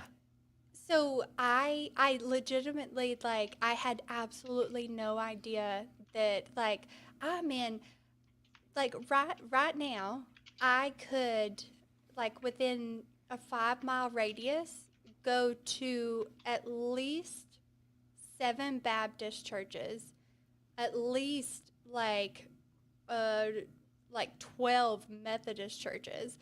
Like Damn, you they're, got them like, all. Yeah, there's like a multitude, but there's no other. There's there's no other, and so that was like going back to like what drew me to like Web3. I got to speak to people that I would never in a million years get to talk to from all different backgrounds, from all different like religions, from all different like walks of life, experiences that I wouldn't have. Like my first time I'd ever left the mountains by myself, it was to go paint a mural for the CryptoPunks. And my dad told me I was going to die a multitude of ways. And I'm sure I've told you all this story, but like when I got there, somebody had passed away and they were having like a street visual. They had like painted that person's picture on the wall right beside mine. They were doing like burnouts. Like I'd never experienced something like that before in my life. Also, I was the only Caucasian there for as far as you could see. And they welcomed me like I didn't feel like an outsider, like in any kind of way. Like I'd like drank Hennessy for the first time. Like there was like a multitude of like Now I know which people you're talking about. and so like I thought you were there talking w- about Jews there for a second. It could have been, I don't know. And so like I experienced all that, and that wouldn't have happened without Web3. Like I would have still thought Jews lived in Israel. And I would have still thought that like people don't have street visuals for people that they love that pass away, and they don't do burnouts. Like I would have still thought that like there's a multitude of things that exist outside of like my little bubble, and I never experienced. Like I was 32 when I left by myself for the first time. So like it's crazy. It's like honestly crazy, and I'm thankful for being sheltered in the way that I was, because I wouldn't have had such like an extreme experience like I did, and that like really like made me appreciate like being able to learn new things. But it's yeah, it's like the coolest thing. I think blockchain really brings people together, whether or not it's for good intentions or bad or like whatever. But for the most part, like I found you guys. Y'all are my faves, and we can have these like more in-depth conversations that like I personally crave. and I want, like, I will write you an essay if you ask me the simplest question. I mean, No, all that for- goes for back to sure. that learning and experiencing like new things, right? Especially, yeah, when we can connect like in real time around the world. Like we didn't even have that like growing up. I don't know, like before the internet, and then it was like AOL chat and like these, I don't know, all these games. I remember. What was your away Yeah. message, Stephen? Oh God, you think I know what my handle was. It was player 3056, and it Player. wasn't. I don't think it was a. Player. I don't think it was Yeah, I a love gaming these. reference. And I love these. But I remember, like, in one of my schools that I went to, mind you, I was kicked out of 3 private schools. That's another story for another Oh, day. he was a bad boy. I was a bad boy. But there was this teacher who would play this game. It was like this scrolling text-based game, and he was sitting there with like other people around the world, but they were just like, text, like go left, and like the character would go left, or like explore, and it was all based in like text. But he was interacting with people around the world and going from like that to like where we are now, and even like Twitter Spaces or X Spaces or whatever you want to call it, to like, and then like this. But the thing about this is, it's like you reference like Reddit, then you're like interacting with like those keyboard warriors or people that don't really share that interest, that just want to talk It was to not talk. fun. Yeah, It it's was not like not fun. curated like this, and being able to like have these discussions, which are super important, and like advocate for the space in the right way, and like, yeah, we get to explore new things together, and it's still you going back to like learning new things, and then like I am curious, like that experience that you had, or any of those experiences where you were exposed to something new, since you were kind of like sheltered, as you said, growing up, did that influence your work in a new direction or in any way, or did you start exploring new things because of that? Oh my God. Like, like complete. Okay.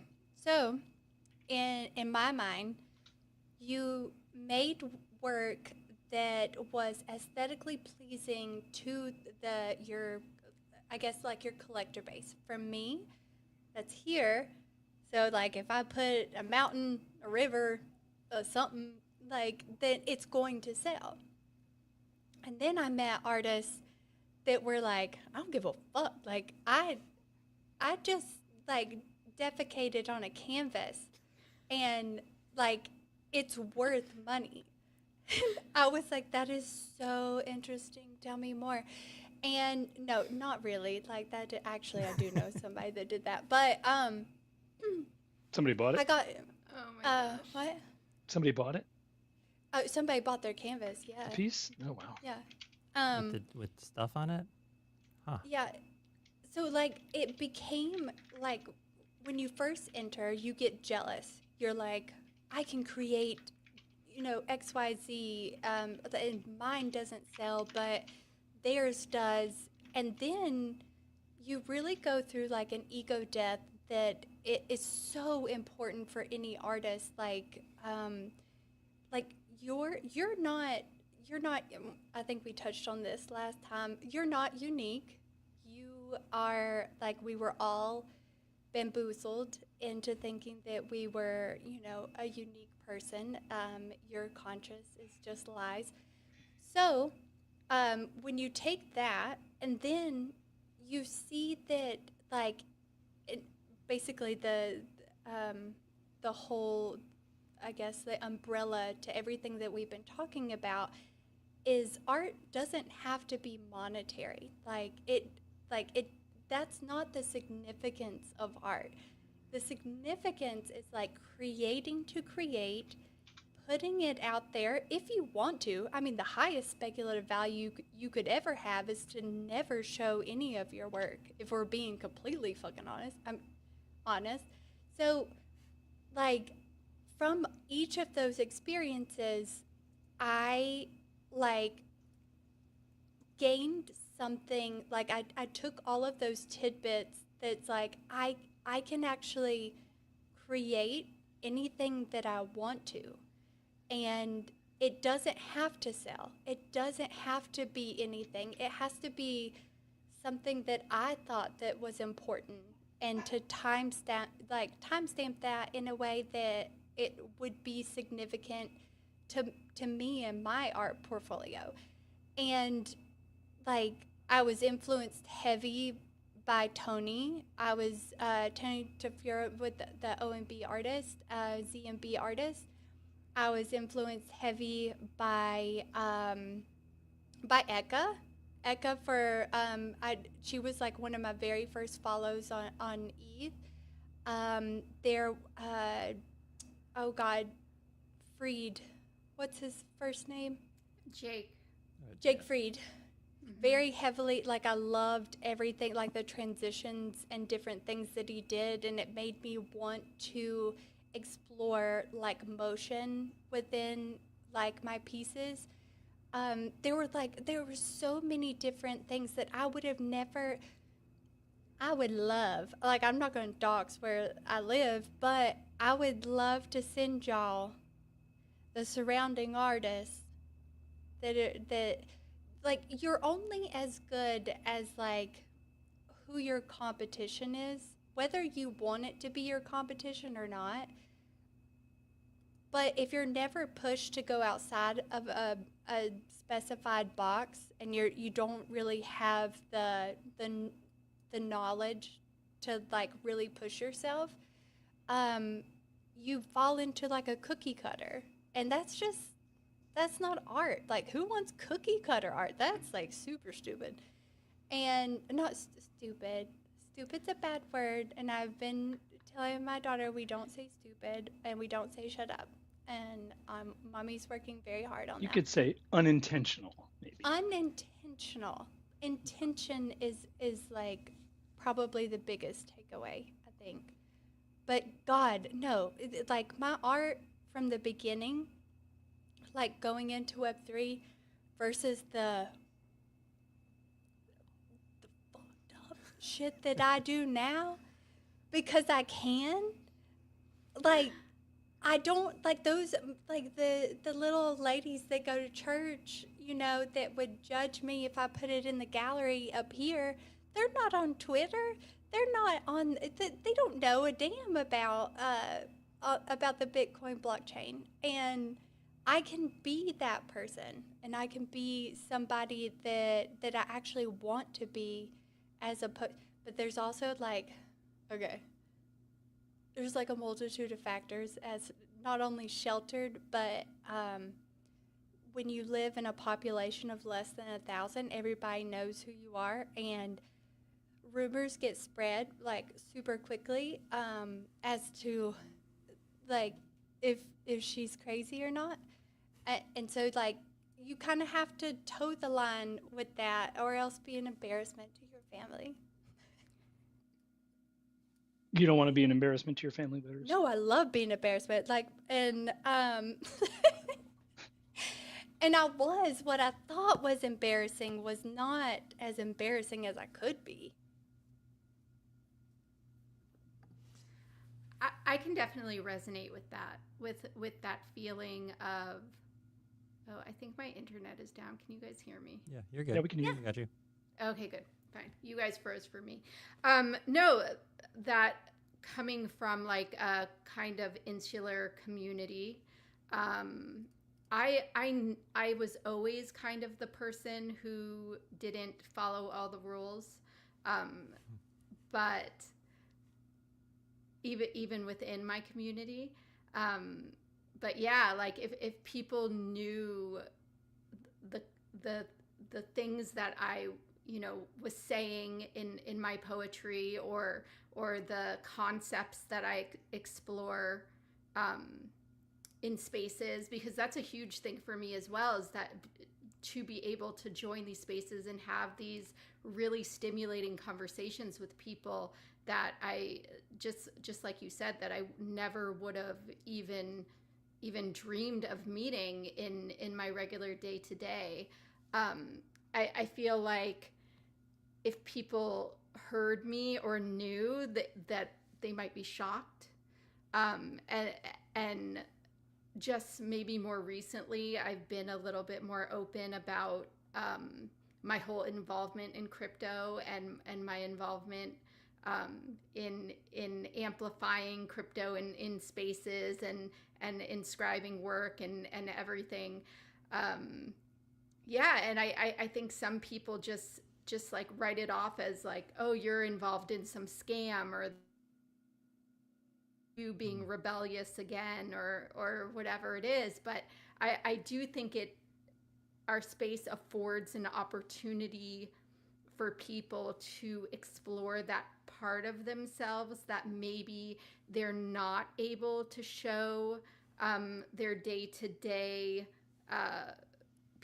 family or friends or whatever it is. Now, what you do with that, I think, matters, because there will be a lot of people who kind of take on this persona and then like rug the persona and then disappear or whatever it is, and it becomes a persona that actually isn't a part of them in the core. And then there's other people, and I feel like a lot of us are like that are exploring these little sparks inside of us and becoming that, or letting that help us evolve in our mental capacity and our art and our relationships and whatever it is. So I mean, I actually think about this a lot, and what it means to have this different persona, and how much I really want to integrate it. I mean,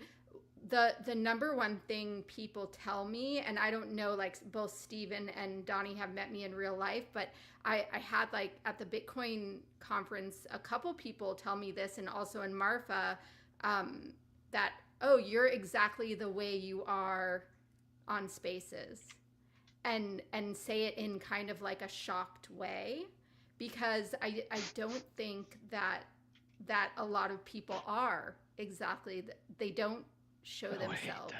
I hate Yeah. I don't know. The concept of anonymity as an artist has always really interested me, and we've talked about it a couple times before.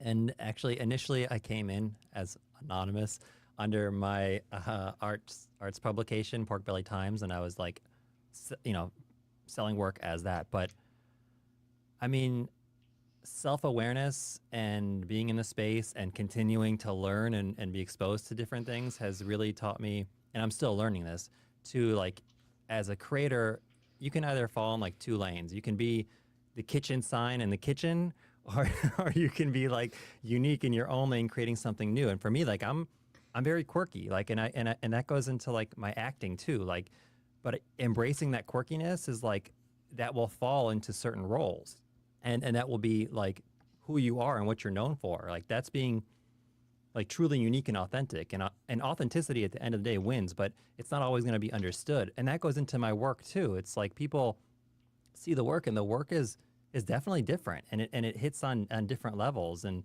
I don't know, but exploring that and embracing that, like, authenticity as an artist, as a human being, I guess that's part of like just human growth, right? Just kind of learning as you go.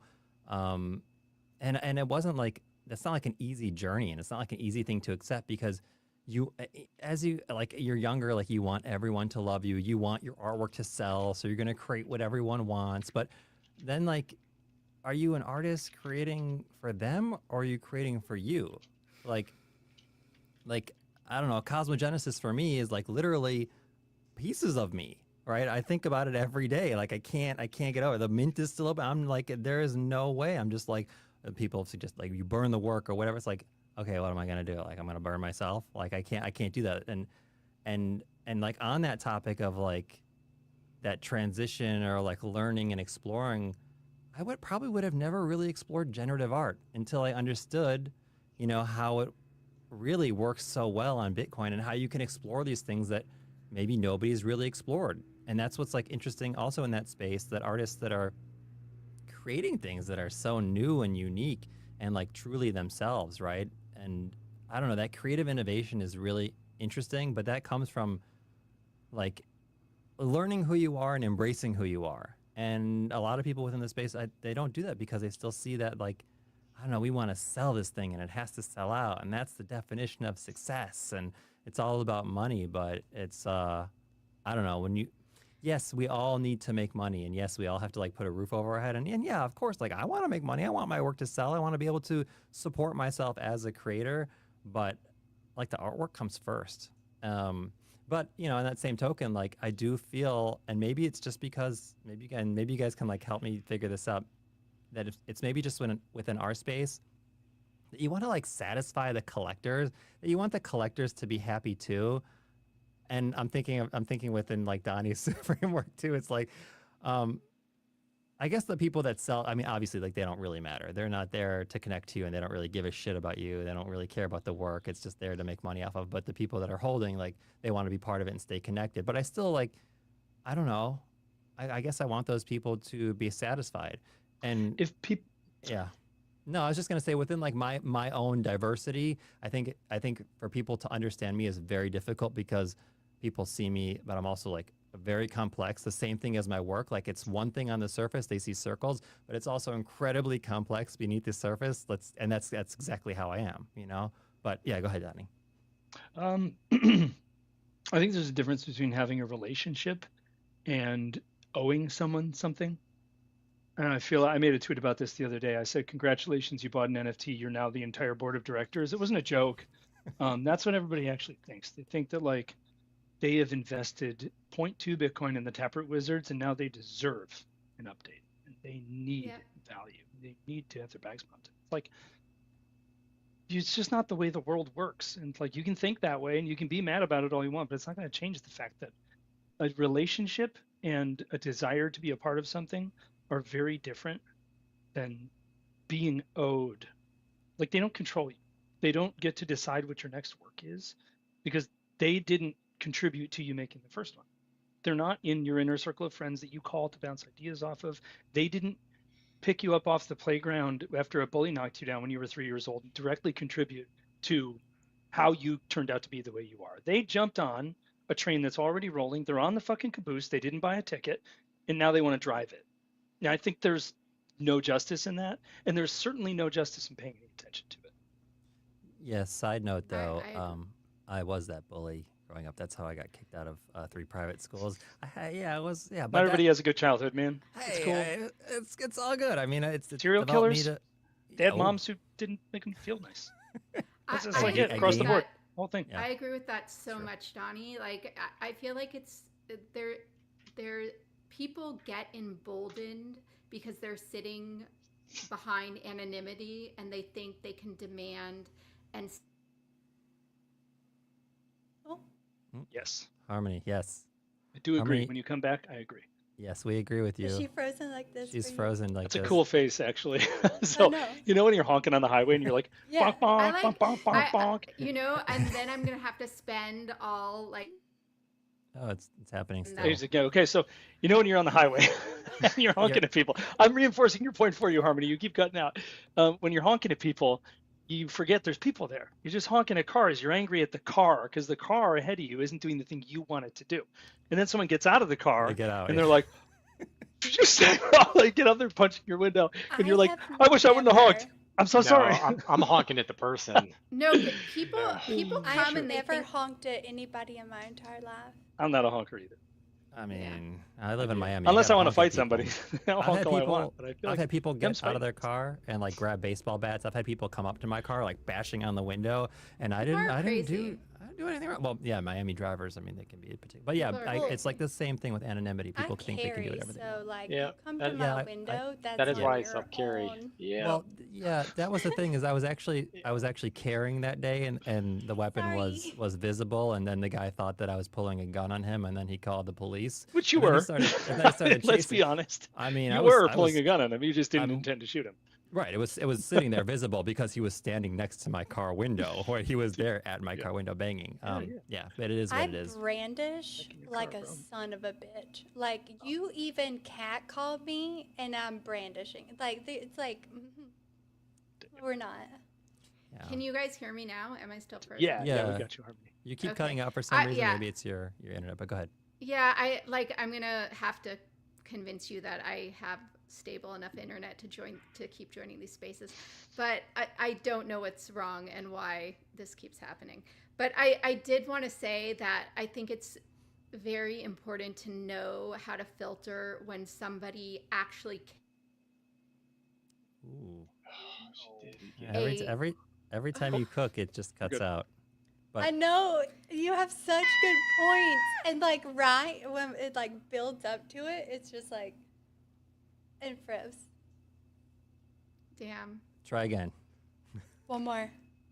That if somebody comes to you and they care about you and they have actual suggestions or requests about art or about your life or whatever it is, that it's a very different thing than somebody who has never interacted with you before, decided they don't like what you tweeted or they don't like what you posted, and then they're feeling emboldened, so they're ready to attack. And it gives them some type of dopamine, fix to attack you. So this is very, very prevalent. Yeah. That's good timing. That is Right good as timing. you put that up, she freezes. Yeah. That's actually me controlling Harmony's internet just to make her look bad. So Oh, sorry. But no, no. you have a good point though. I mean, yeah, that's Yeah. the thing, like why artists should be embracing like what they want to tell, the story they want to tell, like what they want to express, and block all that other shit out, especially within our space. And that's the thing, like we were talking about focusing on our space and like being like influenced by all the stuff that's going on. And there's so much stuff going on, and it's really about focusing, but that focus And comes over curating. time. No, Stephen, curate your timeline. Yeah. I'm pretty sure Donnie has me muted. Like I don't know. for like He has everyone I muted. could check. It Yeah. depends on if you're engagement farming all the time, then you get muted. Well, no, You know? I don't think. Well, I was, yeah. Like, Well, then you but- probably got muted. Yeah, I could check again though, and maybe unmute. But Donnie's very aware of like his curation of his timeline. I'm very aware of mine. And I filter, like, if I see garbage that is like that gives me any kind of reaction that's like a negative or like rage bait or like I mute that and I just like go on about my day because like That's really healthy. it's so healthy. And like what people don't understand in this space is like rage bait is the best engagement other than like ass and titties and like whatever. But it's like that kind of content, if they can invoke an emotion out of you that warrants a response, like in the comments, they have won. They won whatever they were trying to achieve in doing that to you. So it like if you take it with a grain of salt, and what's even crazier, so I've looked into like a lot of the like algorithm stuff, like what benefits, what like whatever.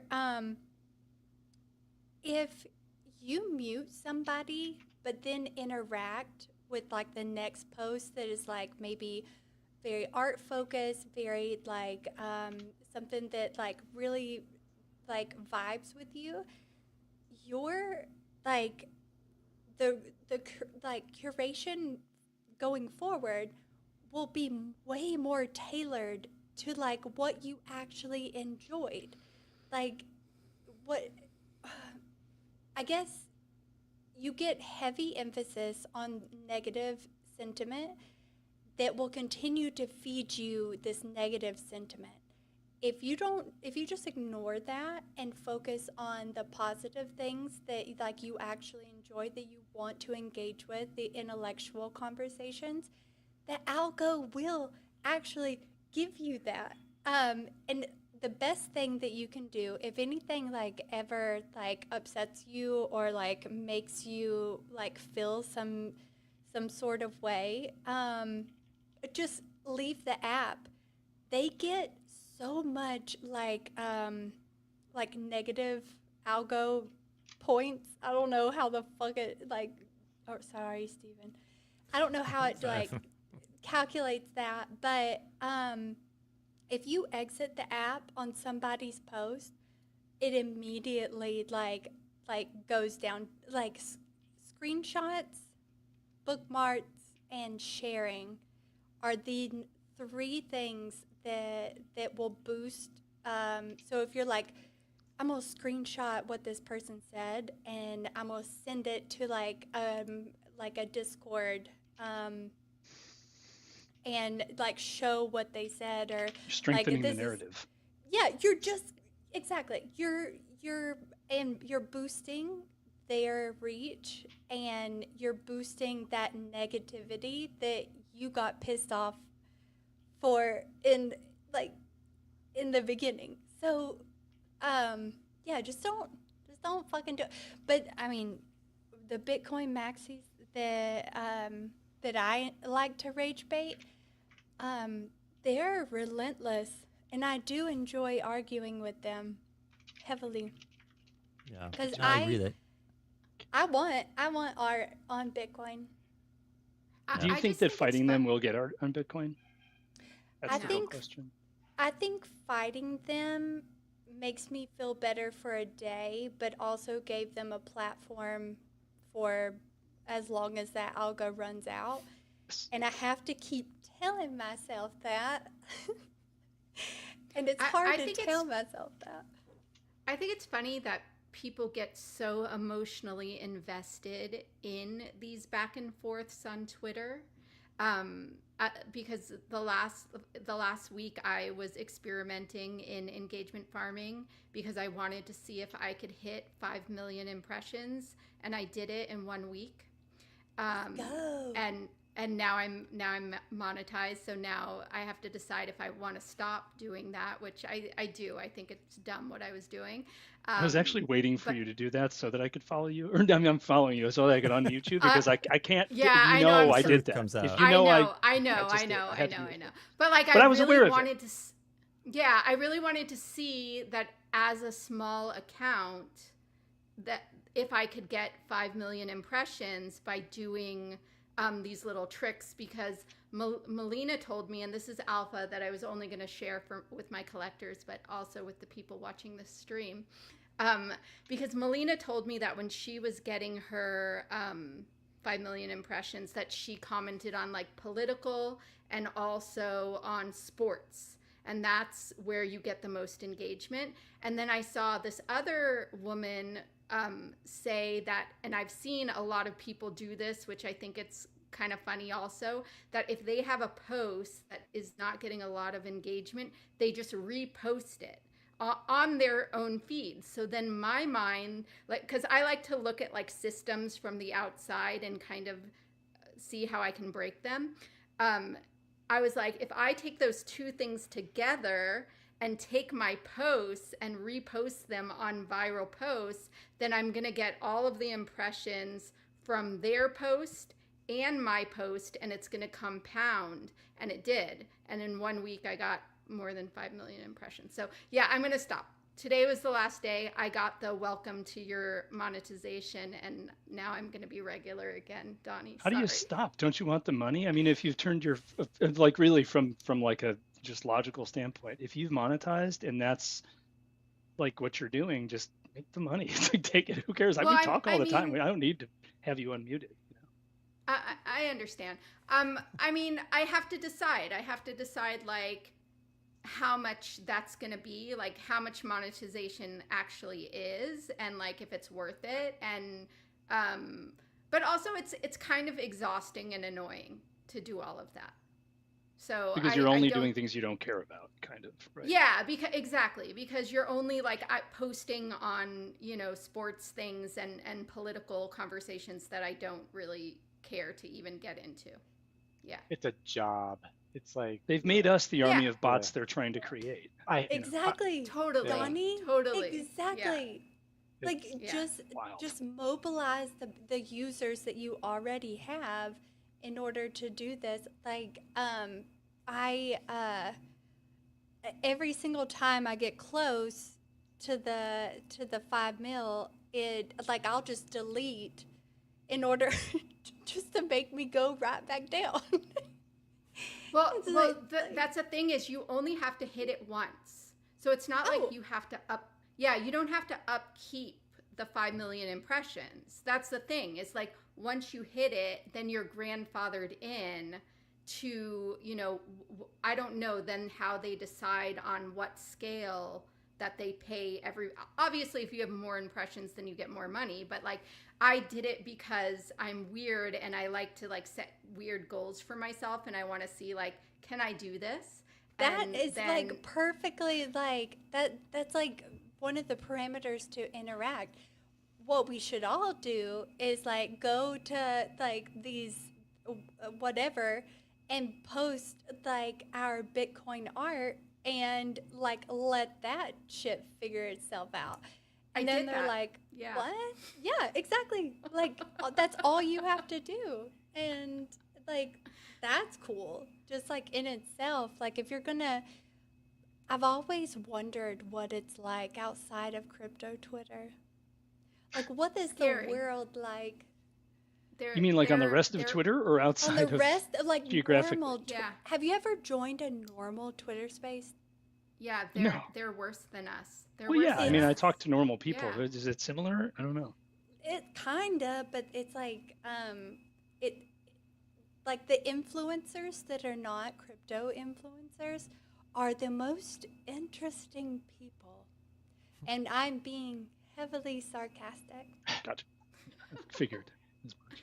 I've been getting a lot because I haven't been posting a lot. Like I got so sick and tired of like every morning feeling like I got to do the good morning post at this time because you get the benefit of posting at this time. And then okay, like look in like if I post between 11:30 and 12, I get the most engagement. Like I got so fucking sick and tired of that.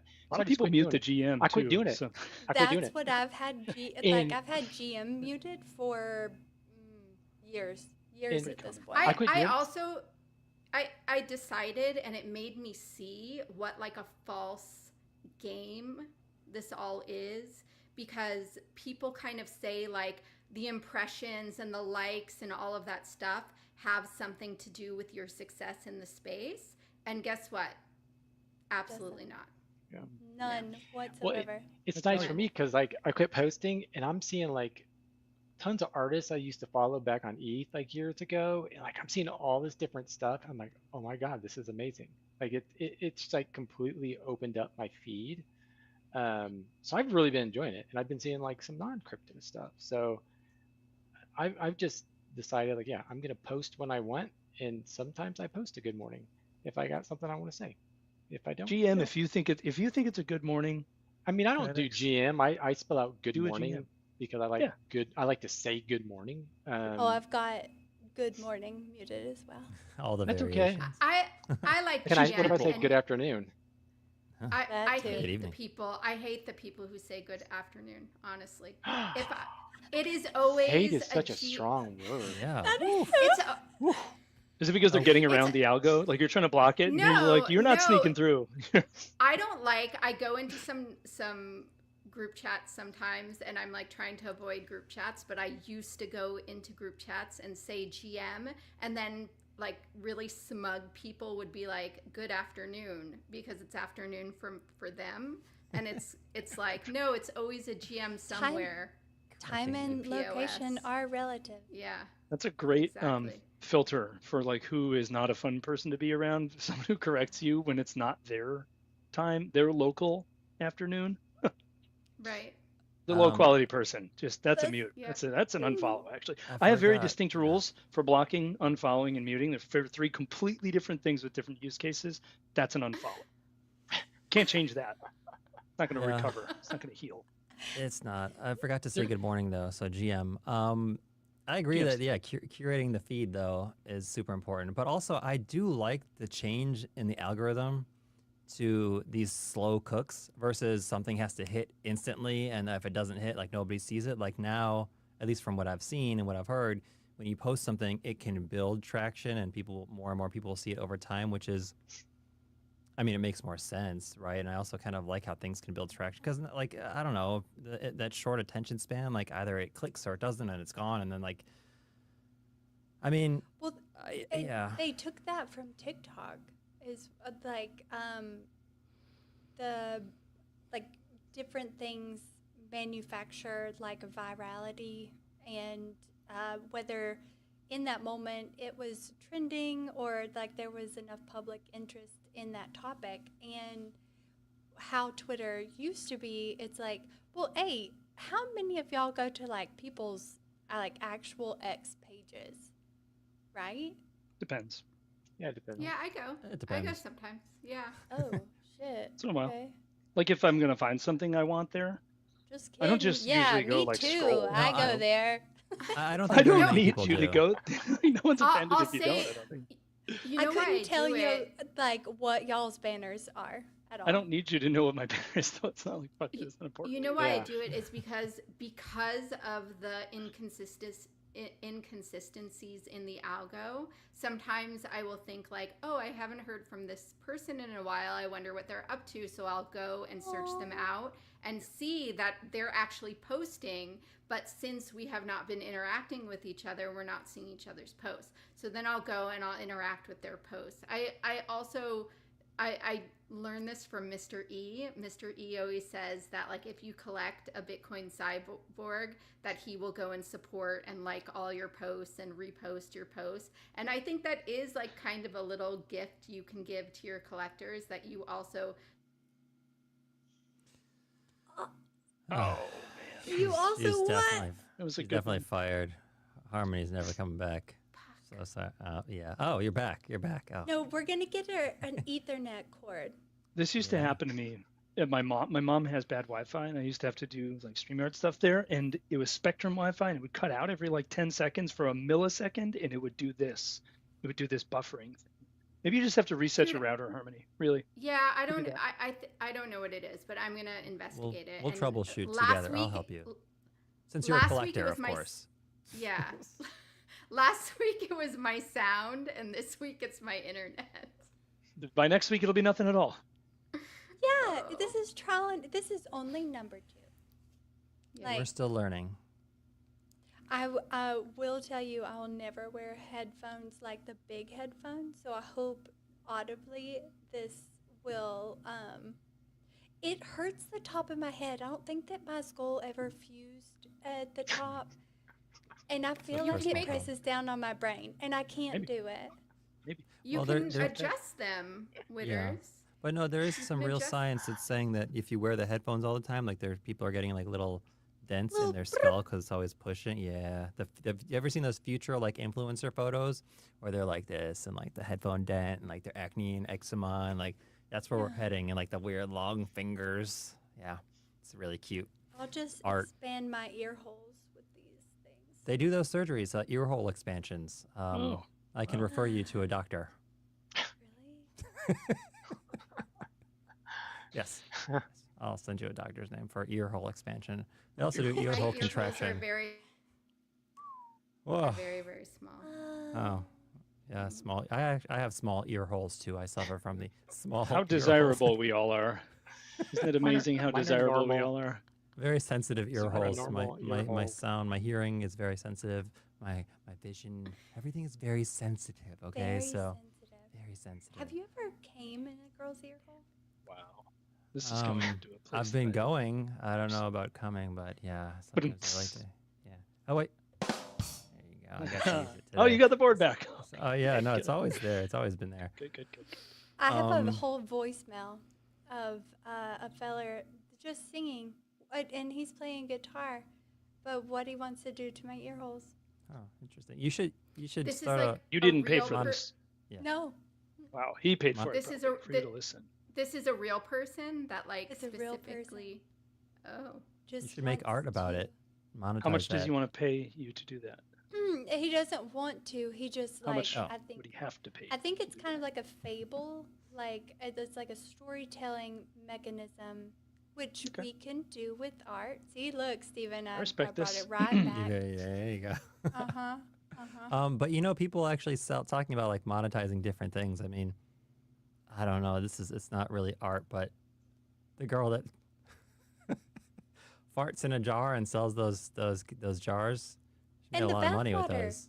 This is real? No, Yeah. she did. People, oh yeah, She did the it's totally real. poot jars. And Yeah, she there's all did sorts of things that people will sell and and people buy that. I mean, Hmm. yeah, I mean that's bathwater, Poop poop. poot. and farts. Well, there's the girl that also like goes into bathrooms and like does a little tiptoe into the bathroom all around the world and on social media she's like a content creator and she like shows the people the bathrooms, but it starts with like this. I'm going to the bathroom to take a poop in the bathroom. It's like okay, but know what I people think is eat that important? up. Do you remember that? about this? that What? the instance of serial killers, like actual serial killers who go like, their mom hates them, so they go kill like 12 women. They don't exist anymore because now they're doing that. They're buying the farts.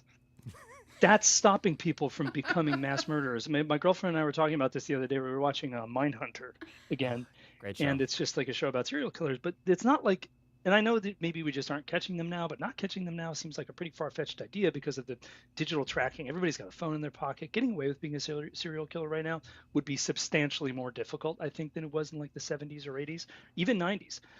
And it's just stopped. But also instances of buying farts or asking people to let you jerk off to their feet, that's skyrocketed because that's That's been so enabled. I think much. it's allowing of like a spillover. It's like a It's an overflow outlet. container for all the serial killers to put their Yeah. weird shit into, I think. And I feel like we normalize this like anti kink shaming to where, like, what was that one guy that came in the shoe until it filled up? Oh, fuck. You can do that now. That is what I'm getting I at. forget his name. Yeah, I know who you're talking about. You can do Yeah. whatever It's you art. want. He likes art. heels. The FBI Yeah. agents brought him a pair of size 16 male, or Yes. size 16 female heels so he could go. So he Yeah. could do That- that, yeah. and Fill 'em up. now you can do that. Like you could even have a whole exhibition of that, like even solidified. There. You know? I want to know the percentage of women who are into that type of kinky stuff to men. Like men, Or it's just like- men feet. It's just different. Yeah, I don't think it exists, does it? Probably not a lot. I haven't been I able to would successfully sell say- any pictures of my feet, so. I don't know. It's an interesting thing. But let's bring it back a little bit because we kind of went off the deep end. I mean, I like the concept of like exhibiting this stuff and these like kinky exhibitions because that will draw an audience. Like sex sells. But there was a movie I wanted to mention. If you haven't seen it, it's with Jake Gyllenhaal. It's called Velvet Buzzsaw, and he's Weird one. yeah, it's kind of strange, but he's what is he? He's a gallerist or a curator, and he that, finds yeah. this whole work of art that was like in a closet by this closeted artist forever, and then the artist passes away. I think it turns into a horror story if I remember, but the concept was really interesting because it goes back to like people not sharing their work and just creating. I don't know. It went off the deep end a little bit. It was a strange movie, but it was It was a really kind of weird movie. kind of an interesting concept to explore and worthwhile watching if you're interested in art and exploring this whole stuff. Yeah, so I just wanted to mention that as we go really far off the deep end in the other conversation. Well, but there's so many different exhibitions that like showcase that sort of exploration that I have yet to see on blockchain, and I would love to see on blockchain. Well, I mean, it's provocative, and Yeah. and that is one of the things that people do like about art. We like art that's provocative. Like, yes, how far do you want to push it? Sometimes it's too far, right? But there is something to be said about. Yeah, go on. Yeah.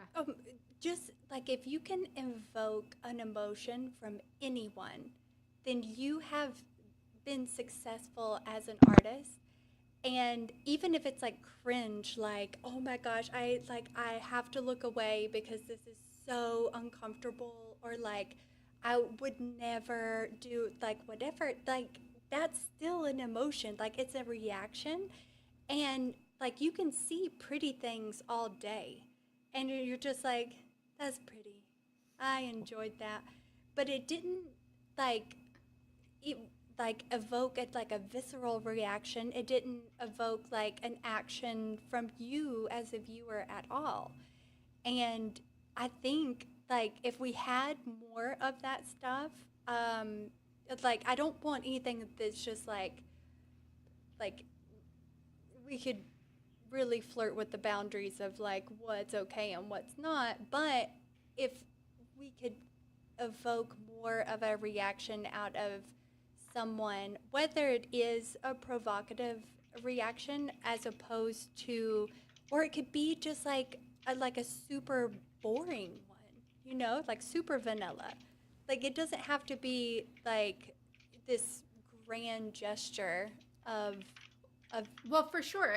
There's also like there's a lot of amazing artists out there, but sometimes when it is just I would say like derivative, like there's a lot of art that looks exactly the same, that really is very, like I think vanilla is a good word for it, then it just becomes boring. Like Yes. what draws my eye is when I do see something new, something that, pierces, and that could be something that is like provocative or dangerous or even disgusting.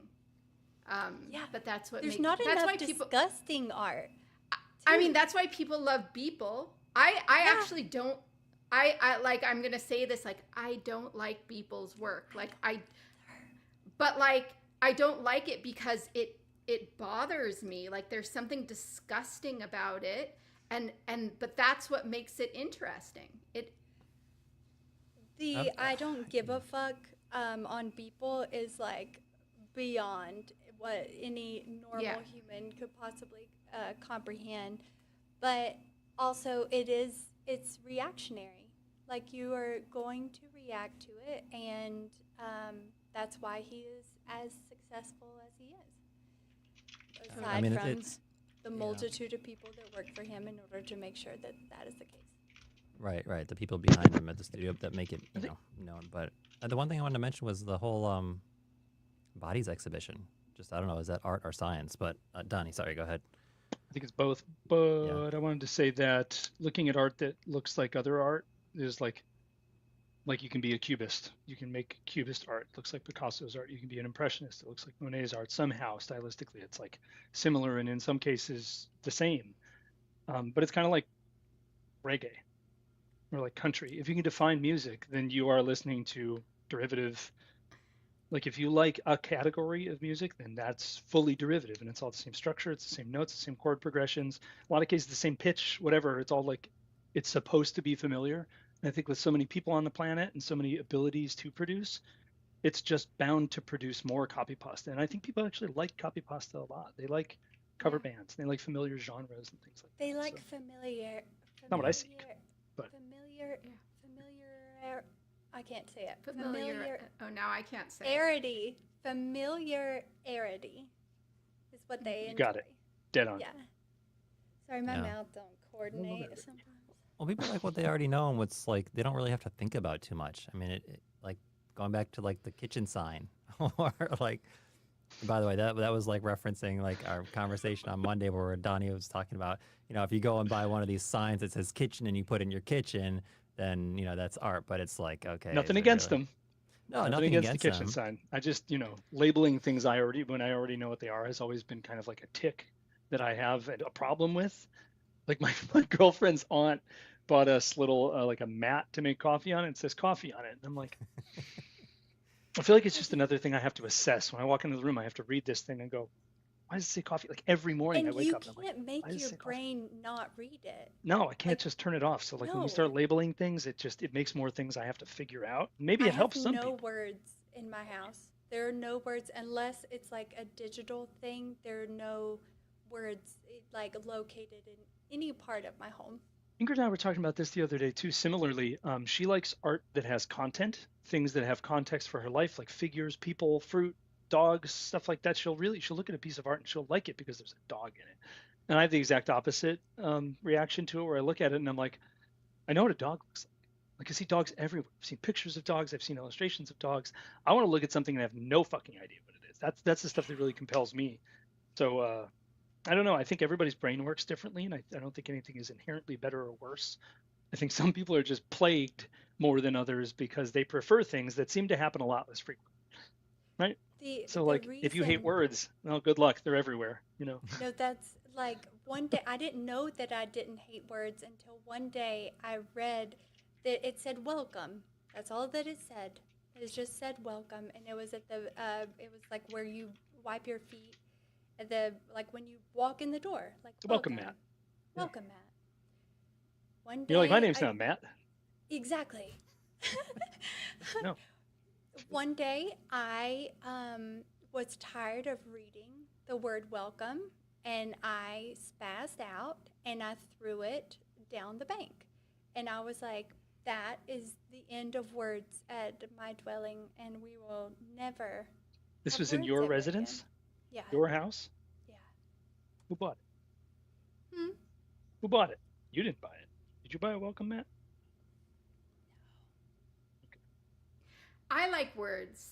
I'm in favor of words, but I'll Ah. just tell you, Yay. Poetry. Duh. I do like words, but I don't have a welcome mat that says welcome. Like it would be much more interesting. Did I freeze again? No, you still. Okay, No, you're fine. good. I'm like, it would be much more interesting if the mat said like "go away," Yeah. right? I Yeah. would like Like- that too. Like that's the type of things that I like to play with words and where you would put them and how you would rearrange the letters, or I don't know, those type of things excite me.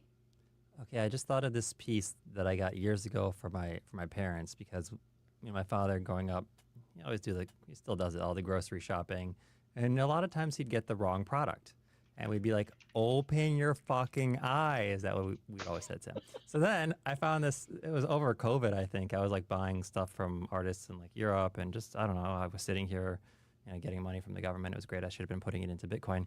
That's irrelevant. One of the things I bought was a piece for my parents. It was like glitter letters, and it was like one of those eye exams, right? It would be like OPE, but it was open your fucking eyes all the way down to the tiny letters. So that's one of the few pieces that I could recall that actually had like letters and words in it. But obviously it was like, it's really good because then I'm like, people are like, oh, what does that say? I'm like, well, why don't you read it and read it all the way down? And then they go, oh, and it's, it's a good conversation piece. It's kind of fun.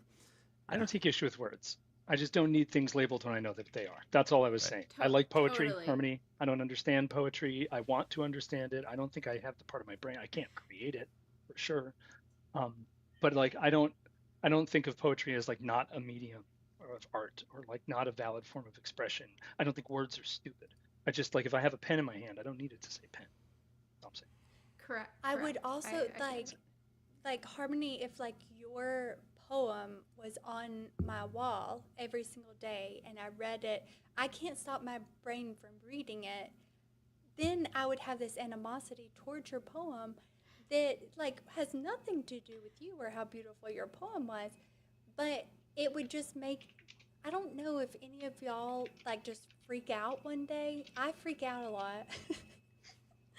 What if you had an interactive screen or wall that the poem changed Yeah. depending on your mood, Yeah. or depending on like you could set like some metric to it, and like even the same poem you could rearrange the words or put like s's at the end of things and make them plural, I would like and it would that. change the meaning. So that I did that a little bit in my collection, that at different block times there's sometimes the words are plural and sometimes they're not, and there is words that disappear depending on block time, but Like- you have to be like very dedicated to go and find them. And figure it out. Yeah. Yeah, That's like a cute Easter egg that I didn't know before. I did a bunch of Easter eggs in my poetry collection that like I don't think a lot of people are aware of, and it was kind of just to entertain me and Daff and Greg and like because we thought it was cool. So Yeah, yeah, and that's all that matters. exactly. So what do you guys think? I'm kind of hungry. I don't know about you guys. I am Thinking about so food now. hungry Excited. and I'm hungry. I need to eat a joint right now. Like, You need to eat a I- joint? That's crazy. I abstained this time because I felt like I was out of control last time. Like, now You I were just- not.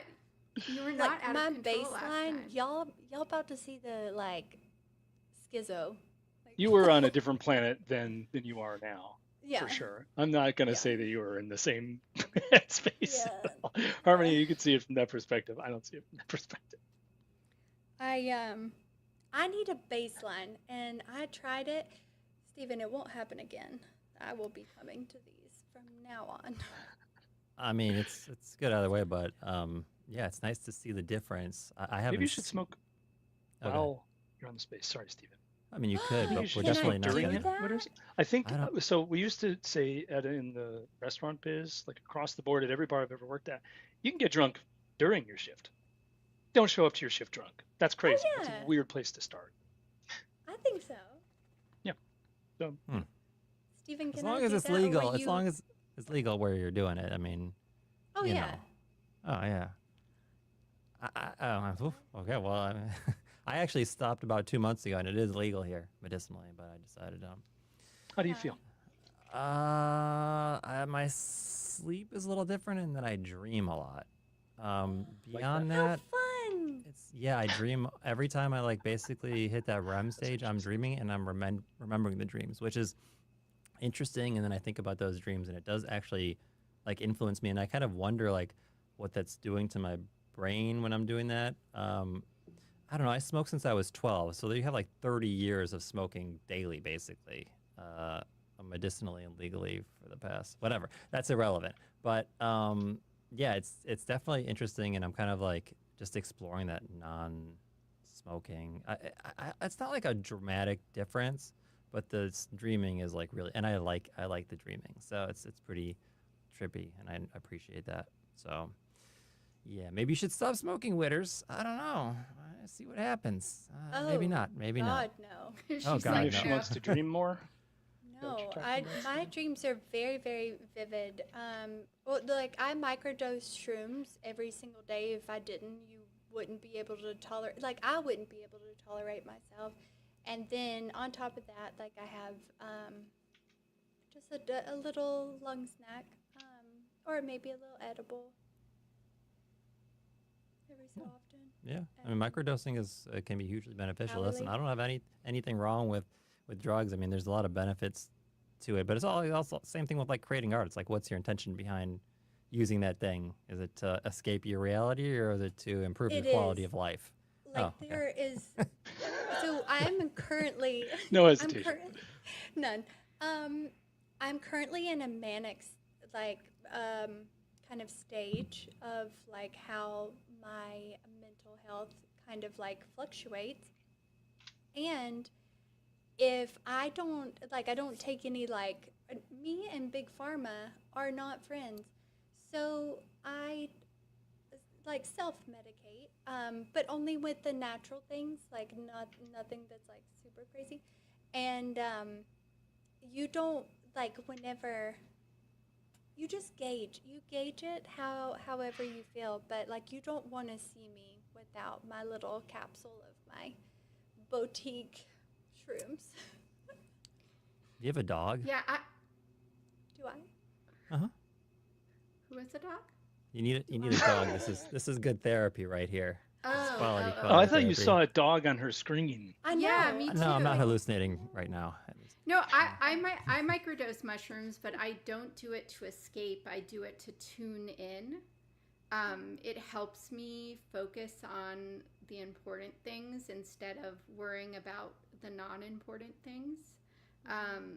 But very, very small amounts, because if I go too much, then I just get like super like juicy, and then I want to go to bed.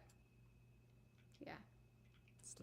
Sleep is good. Sleep is healthy. You guys need sleep. All you degenerates out there not sleeping, trying to find the next thing to flip. You need sleep to make good decisions. So yeah, and the older you get, the more you really need to prioritize your sleep. I have some good sleep recommendations, but that's the topic for like another space. I think we're going to start doing these spaces like life suggestions, or like, I don't know. Let Maybe me we'll be do your that. life coach. Huh? What? You said you could be my life coach?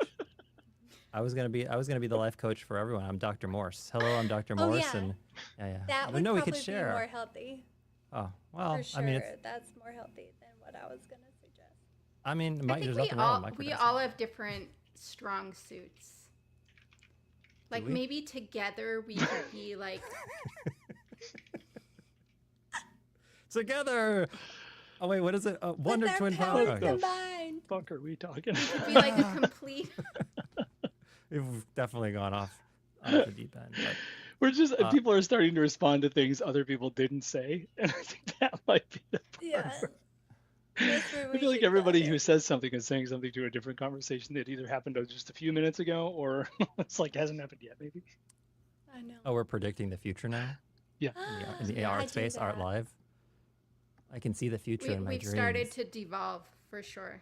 Oh, yeah, my stomach is Isn't this growling. where all the good stuff is found, though? Like, what if we just keep doing Let's just sit here and stare at each everything we other. say? Oh, I found the camera. We're just gonna all go in close now. What if, I mean, really though, I've found that recently in let's go back to art for a second. It's In okay. creating things, like let's say you're writing a college paper. Maybe this isn't a good example. Let's say you're making some experimental art instead. And you do it for 4 hours and you're like, that's enough for today. I'm starting to feel uncomfortable. What do you think is between hour 4 and 6? If you were like, your back is frozen by hour 6 and your eyes are starting to feel like they're like in a microwave, what's between hours 6 and 8? And what's between hours 8 and 12? Is there something to be found at those on those edges? I think fucking No, definitely. there is. Like I. So we should do a 12 hours paint. stream. Yeah, That's what I let's was do thinking. a 12-hour live stream. I'm down. Can I just can need I a babysitter can I go first. pee? Are we doing that today? I just Yeah. already Yeah. did, yeah. I have So to pee apparently, as yes. well. I need Like- I need like a bathroom Full break if disclosure. we're gonna do a Yeah. 12-hour space. Just Yeah. make sure you do it. Or don't. That's funny. So whenever I'm painting, I'll do 30 to 40 hours nonstop, and then I'll crash and like rest for like whatever amount of time. It's not like the healthiest thing to do, but it is so hard for me to like have to stop what I'm doing in the moment based on a time constraint that I don't believe in. So yeah, like I break down like at that, 10-hour mark, but that's usually that I just need food. And so I'll eat, re-energized, and then like I keep going until like I'm starting to stumble a little bit.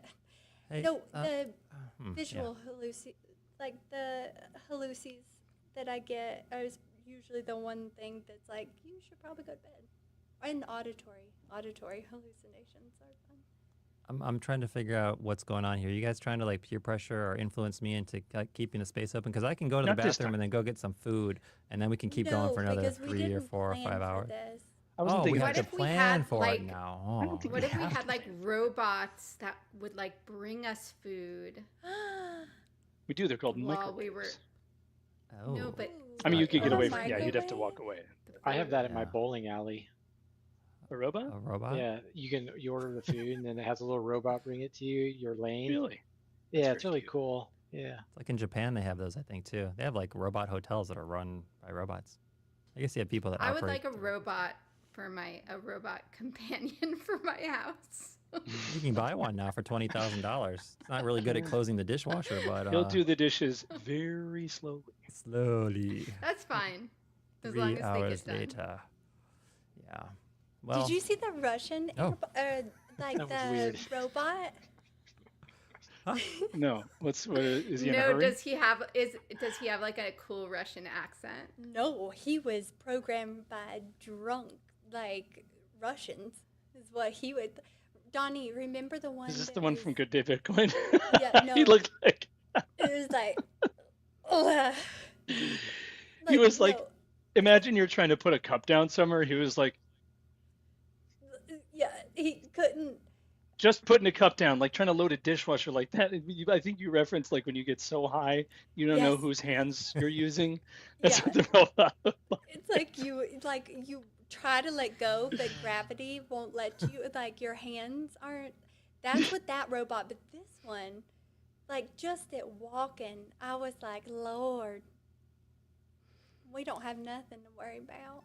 okay, wait. Side note, I saw a robot recently that was walking so human-like, they had to like cut the material from the leg on stage. So they cut the material and they exposed like the robotic leg just because people thought it was like a human in a robot costume. I think it was in Japan. It was not in Russia.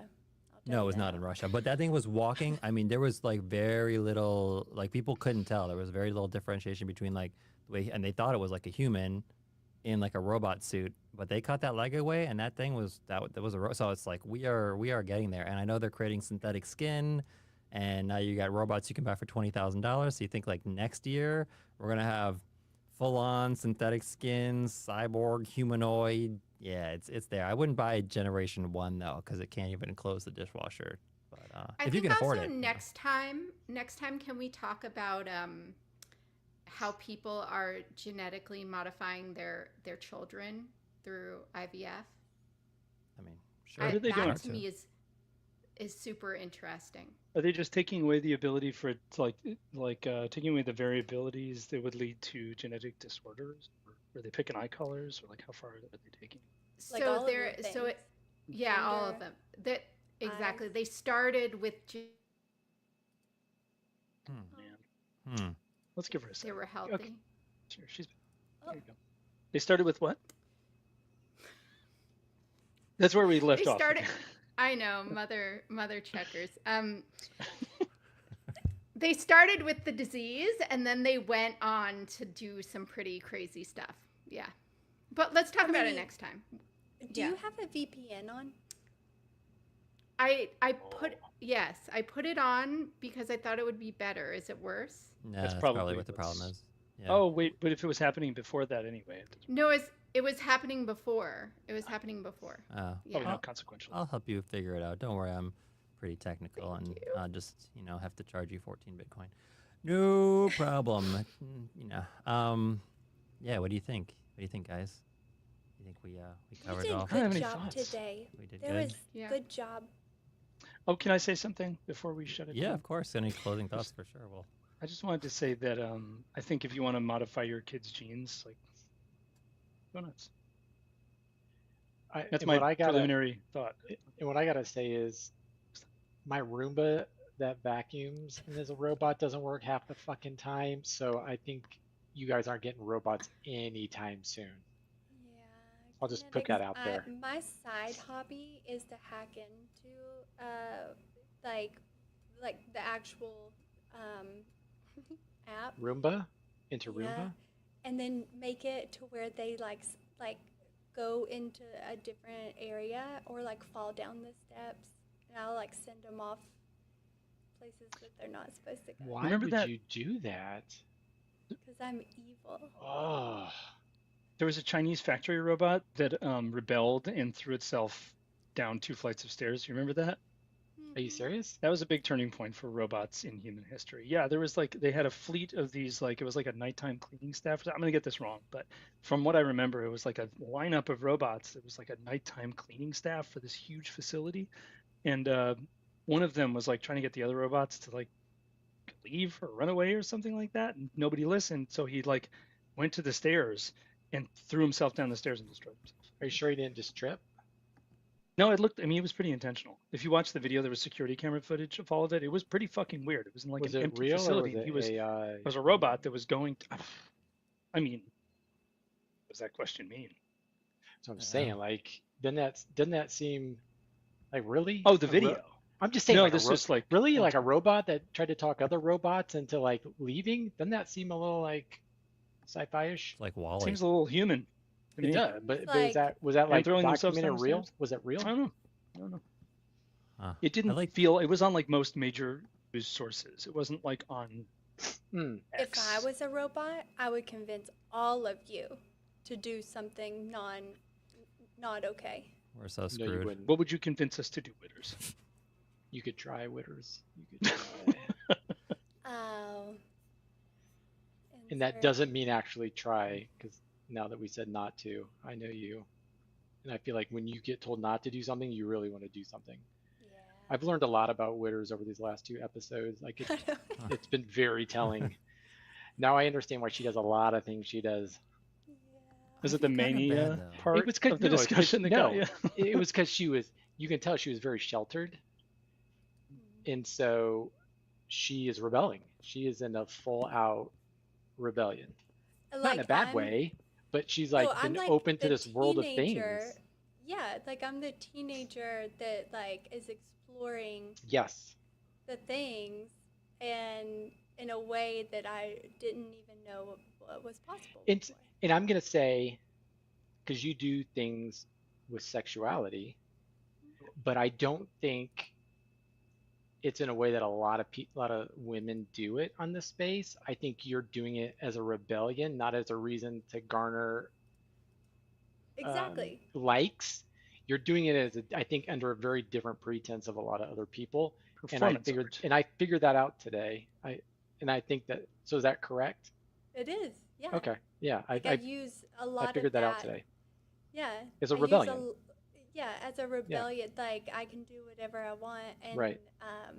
whereas before I couldn't. Also, I'll put a thirst trap paired with like a really long conspiracy thread, or I'll pair it with somebody's art that I really liked, because like once you're like scrolling, like and you are, you know, in cellular. Once you see something that like piques your interest, it makes you focus on other things that like normally you wouldn't be scrolling for. And I think using like a sexuality or a different mode of engagement farming that actually has purpose behind it, as opposed to like just benefiting me, because like I'll delete the thirst trap, or I'll delete like whatever, and then I'll follow up with like a, you know, some like 1,000-word thread on, you know, like how sound isn't real, or like some shit like that. So it's I Can I confirm. figured that out a pretty early on, that I could do that type of rebellion and use that for good in my mind. 'Cause like we all got nipples. We all Oh my have God, who? nipples. Unless Did you some say we all people have three. nipples? Yeah, some people have 3 or Yeah. 4. I mean, and why do men have nipples? Vestigial. Oh, okay. Yeah. This is Oh, my most favorite thing. okay. So I could Huh. milk you if I wanted to. If Wow. I like My actually, prostate? You mean my prostate? It's not what she's no, talking We just went no. totally So left. like the Well, that's the only milking I know you can do to male. yeah, no. So Anything with what you nipples. can, so if I were to introduce a multitude of stimuli into your body, so like hormonally, just like suction in general, I could produce milk in like all. If you have nipples, then you also have the ability to use those. And until you have kids and you actually see like what that looks like, you're like, oh shit, yeah, I could see how this could actually produce something. But That's really, really very interesting. We can talk about this in the medical space later on today. Yeah, Deep maybe dive like 1 into in 100 billion men will need to produce milk to feed a baby. And in all the other purposes, well, for real, like mom dies and you're the only one, you live in the woods and no food. I don't know, maybe you got to make milk for a kid. Most importantly, I think it's a vestigial trait that there's no reason to select out. You right. causing you to It have nipples as a man wouldn't make you die and not propagate. So of course we still have them if they're. Well, like as we are created, before our like gender and our hormones like produce like who we are as that gender, Chicks. we all start with the exact same parts, and Yeah. one of those very initial parts are your nipples. Yeah, that was more so just me being funny, but yeah, Oh, I understand the They're also I understand the biological aspect of it. Yeah. okay. men's nipples are also an erogenous zone for men. Hmm. Show me. Relevant. Yeah. This was a great way to end the space. It And was. Art Live, art is life, life is art, and so are your nipples. So Can I tell there's you a quick that. story? This is a good Yeah. one. This is a really good one. I promise. Okay. It's relevant to this, and it is a good ending. I was getting out of work at Booker and Dax in 2014 in the East Village of Manhattan. I walked out the door, walked out. Me and my friend Jack, we worked together for a long time. We never got a drink after work because it was like 2:30 in the morning, and we were like, "Fuck it, let's go get a drink." This place called Schoolbridge down the street.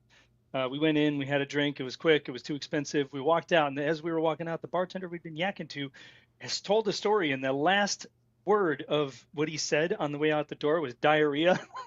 So we just kept walking. We stopped outside the door and we looked at each other and we were like, we never see that guy ever again. The last word he ever said was diarrhea. Ours was nipple. Yeah, we'll leave it at nipple. We never saw that guy again, by the way. He got fired like that week and he never came back. And the last word he ever said to us was Wow, Wait, that's he's a doing that's a hell of a word to leave it on. He could have probably chosen a better word in hindsight. Like but, nipple? like nipple. That Nipple. would be better. Yeah, Mhm. yeah. Well, what'd you think about episode 2? How do we do? We did great. We did good. I think we did good job. Good job. We did a good job. I'm very happy. I'm very proud of all you guys. I got antsy at the end. Yeah, that's okay. I'm antsy too. I gotta do a bunch of things. Take care of myself. Walk my dog. Eat some. I'm hungry, I but can't sit this long. This was yeah, it's long hard for me too. today. This is almost 3 hours. A long time.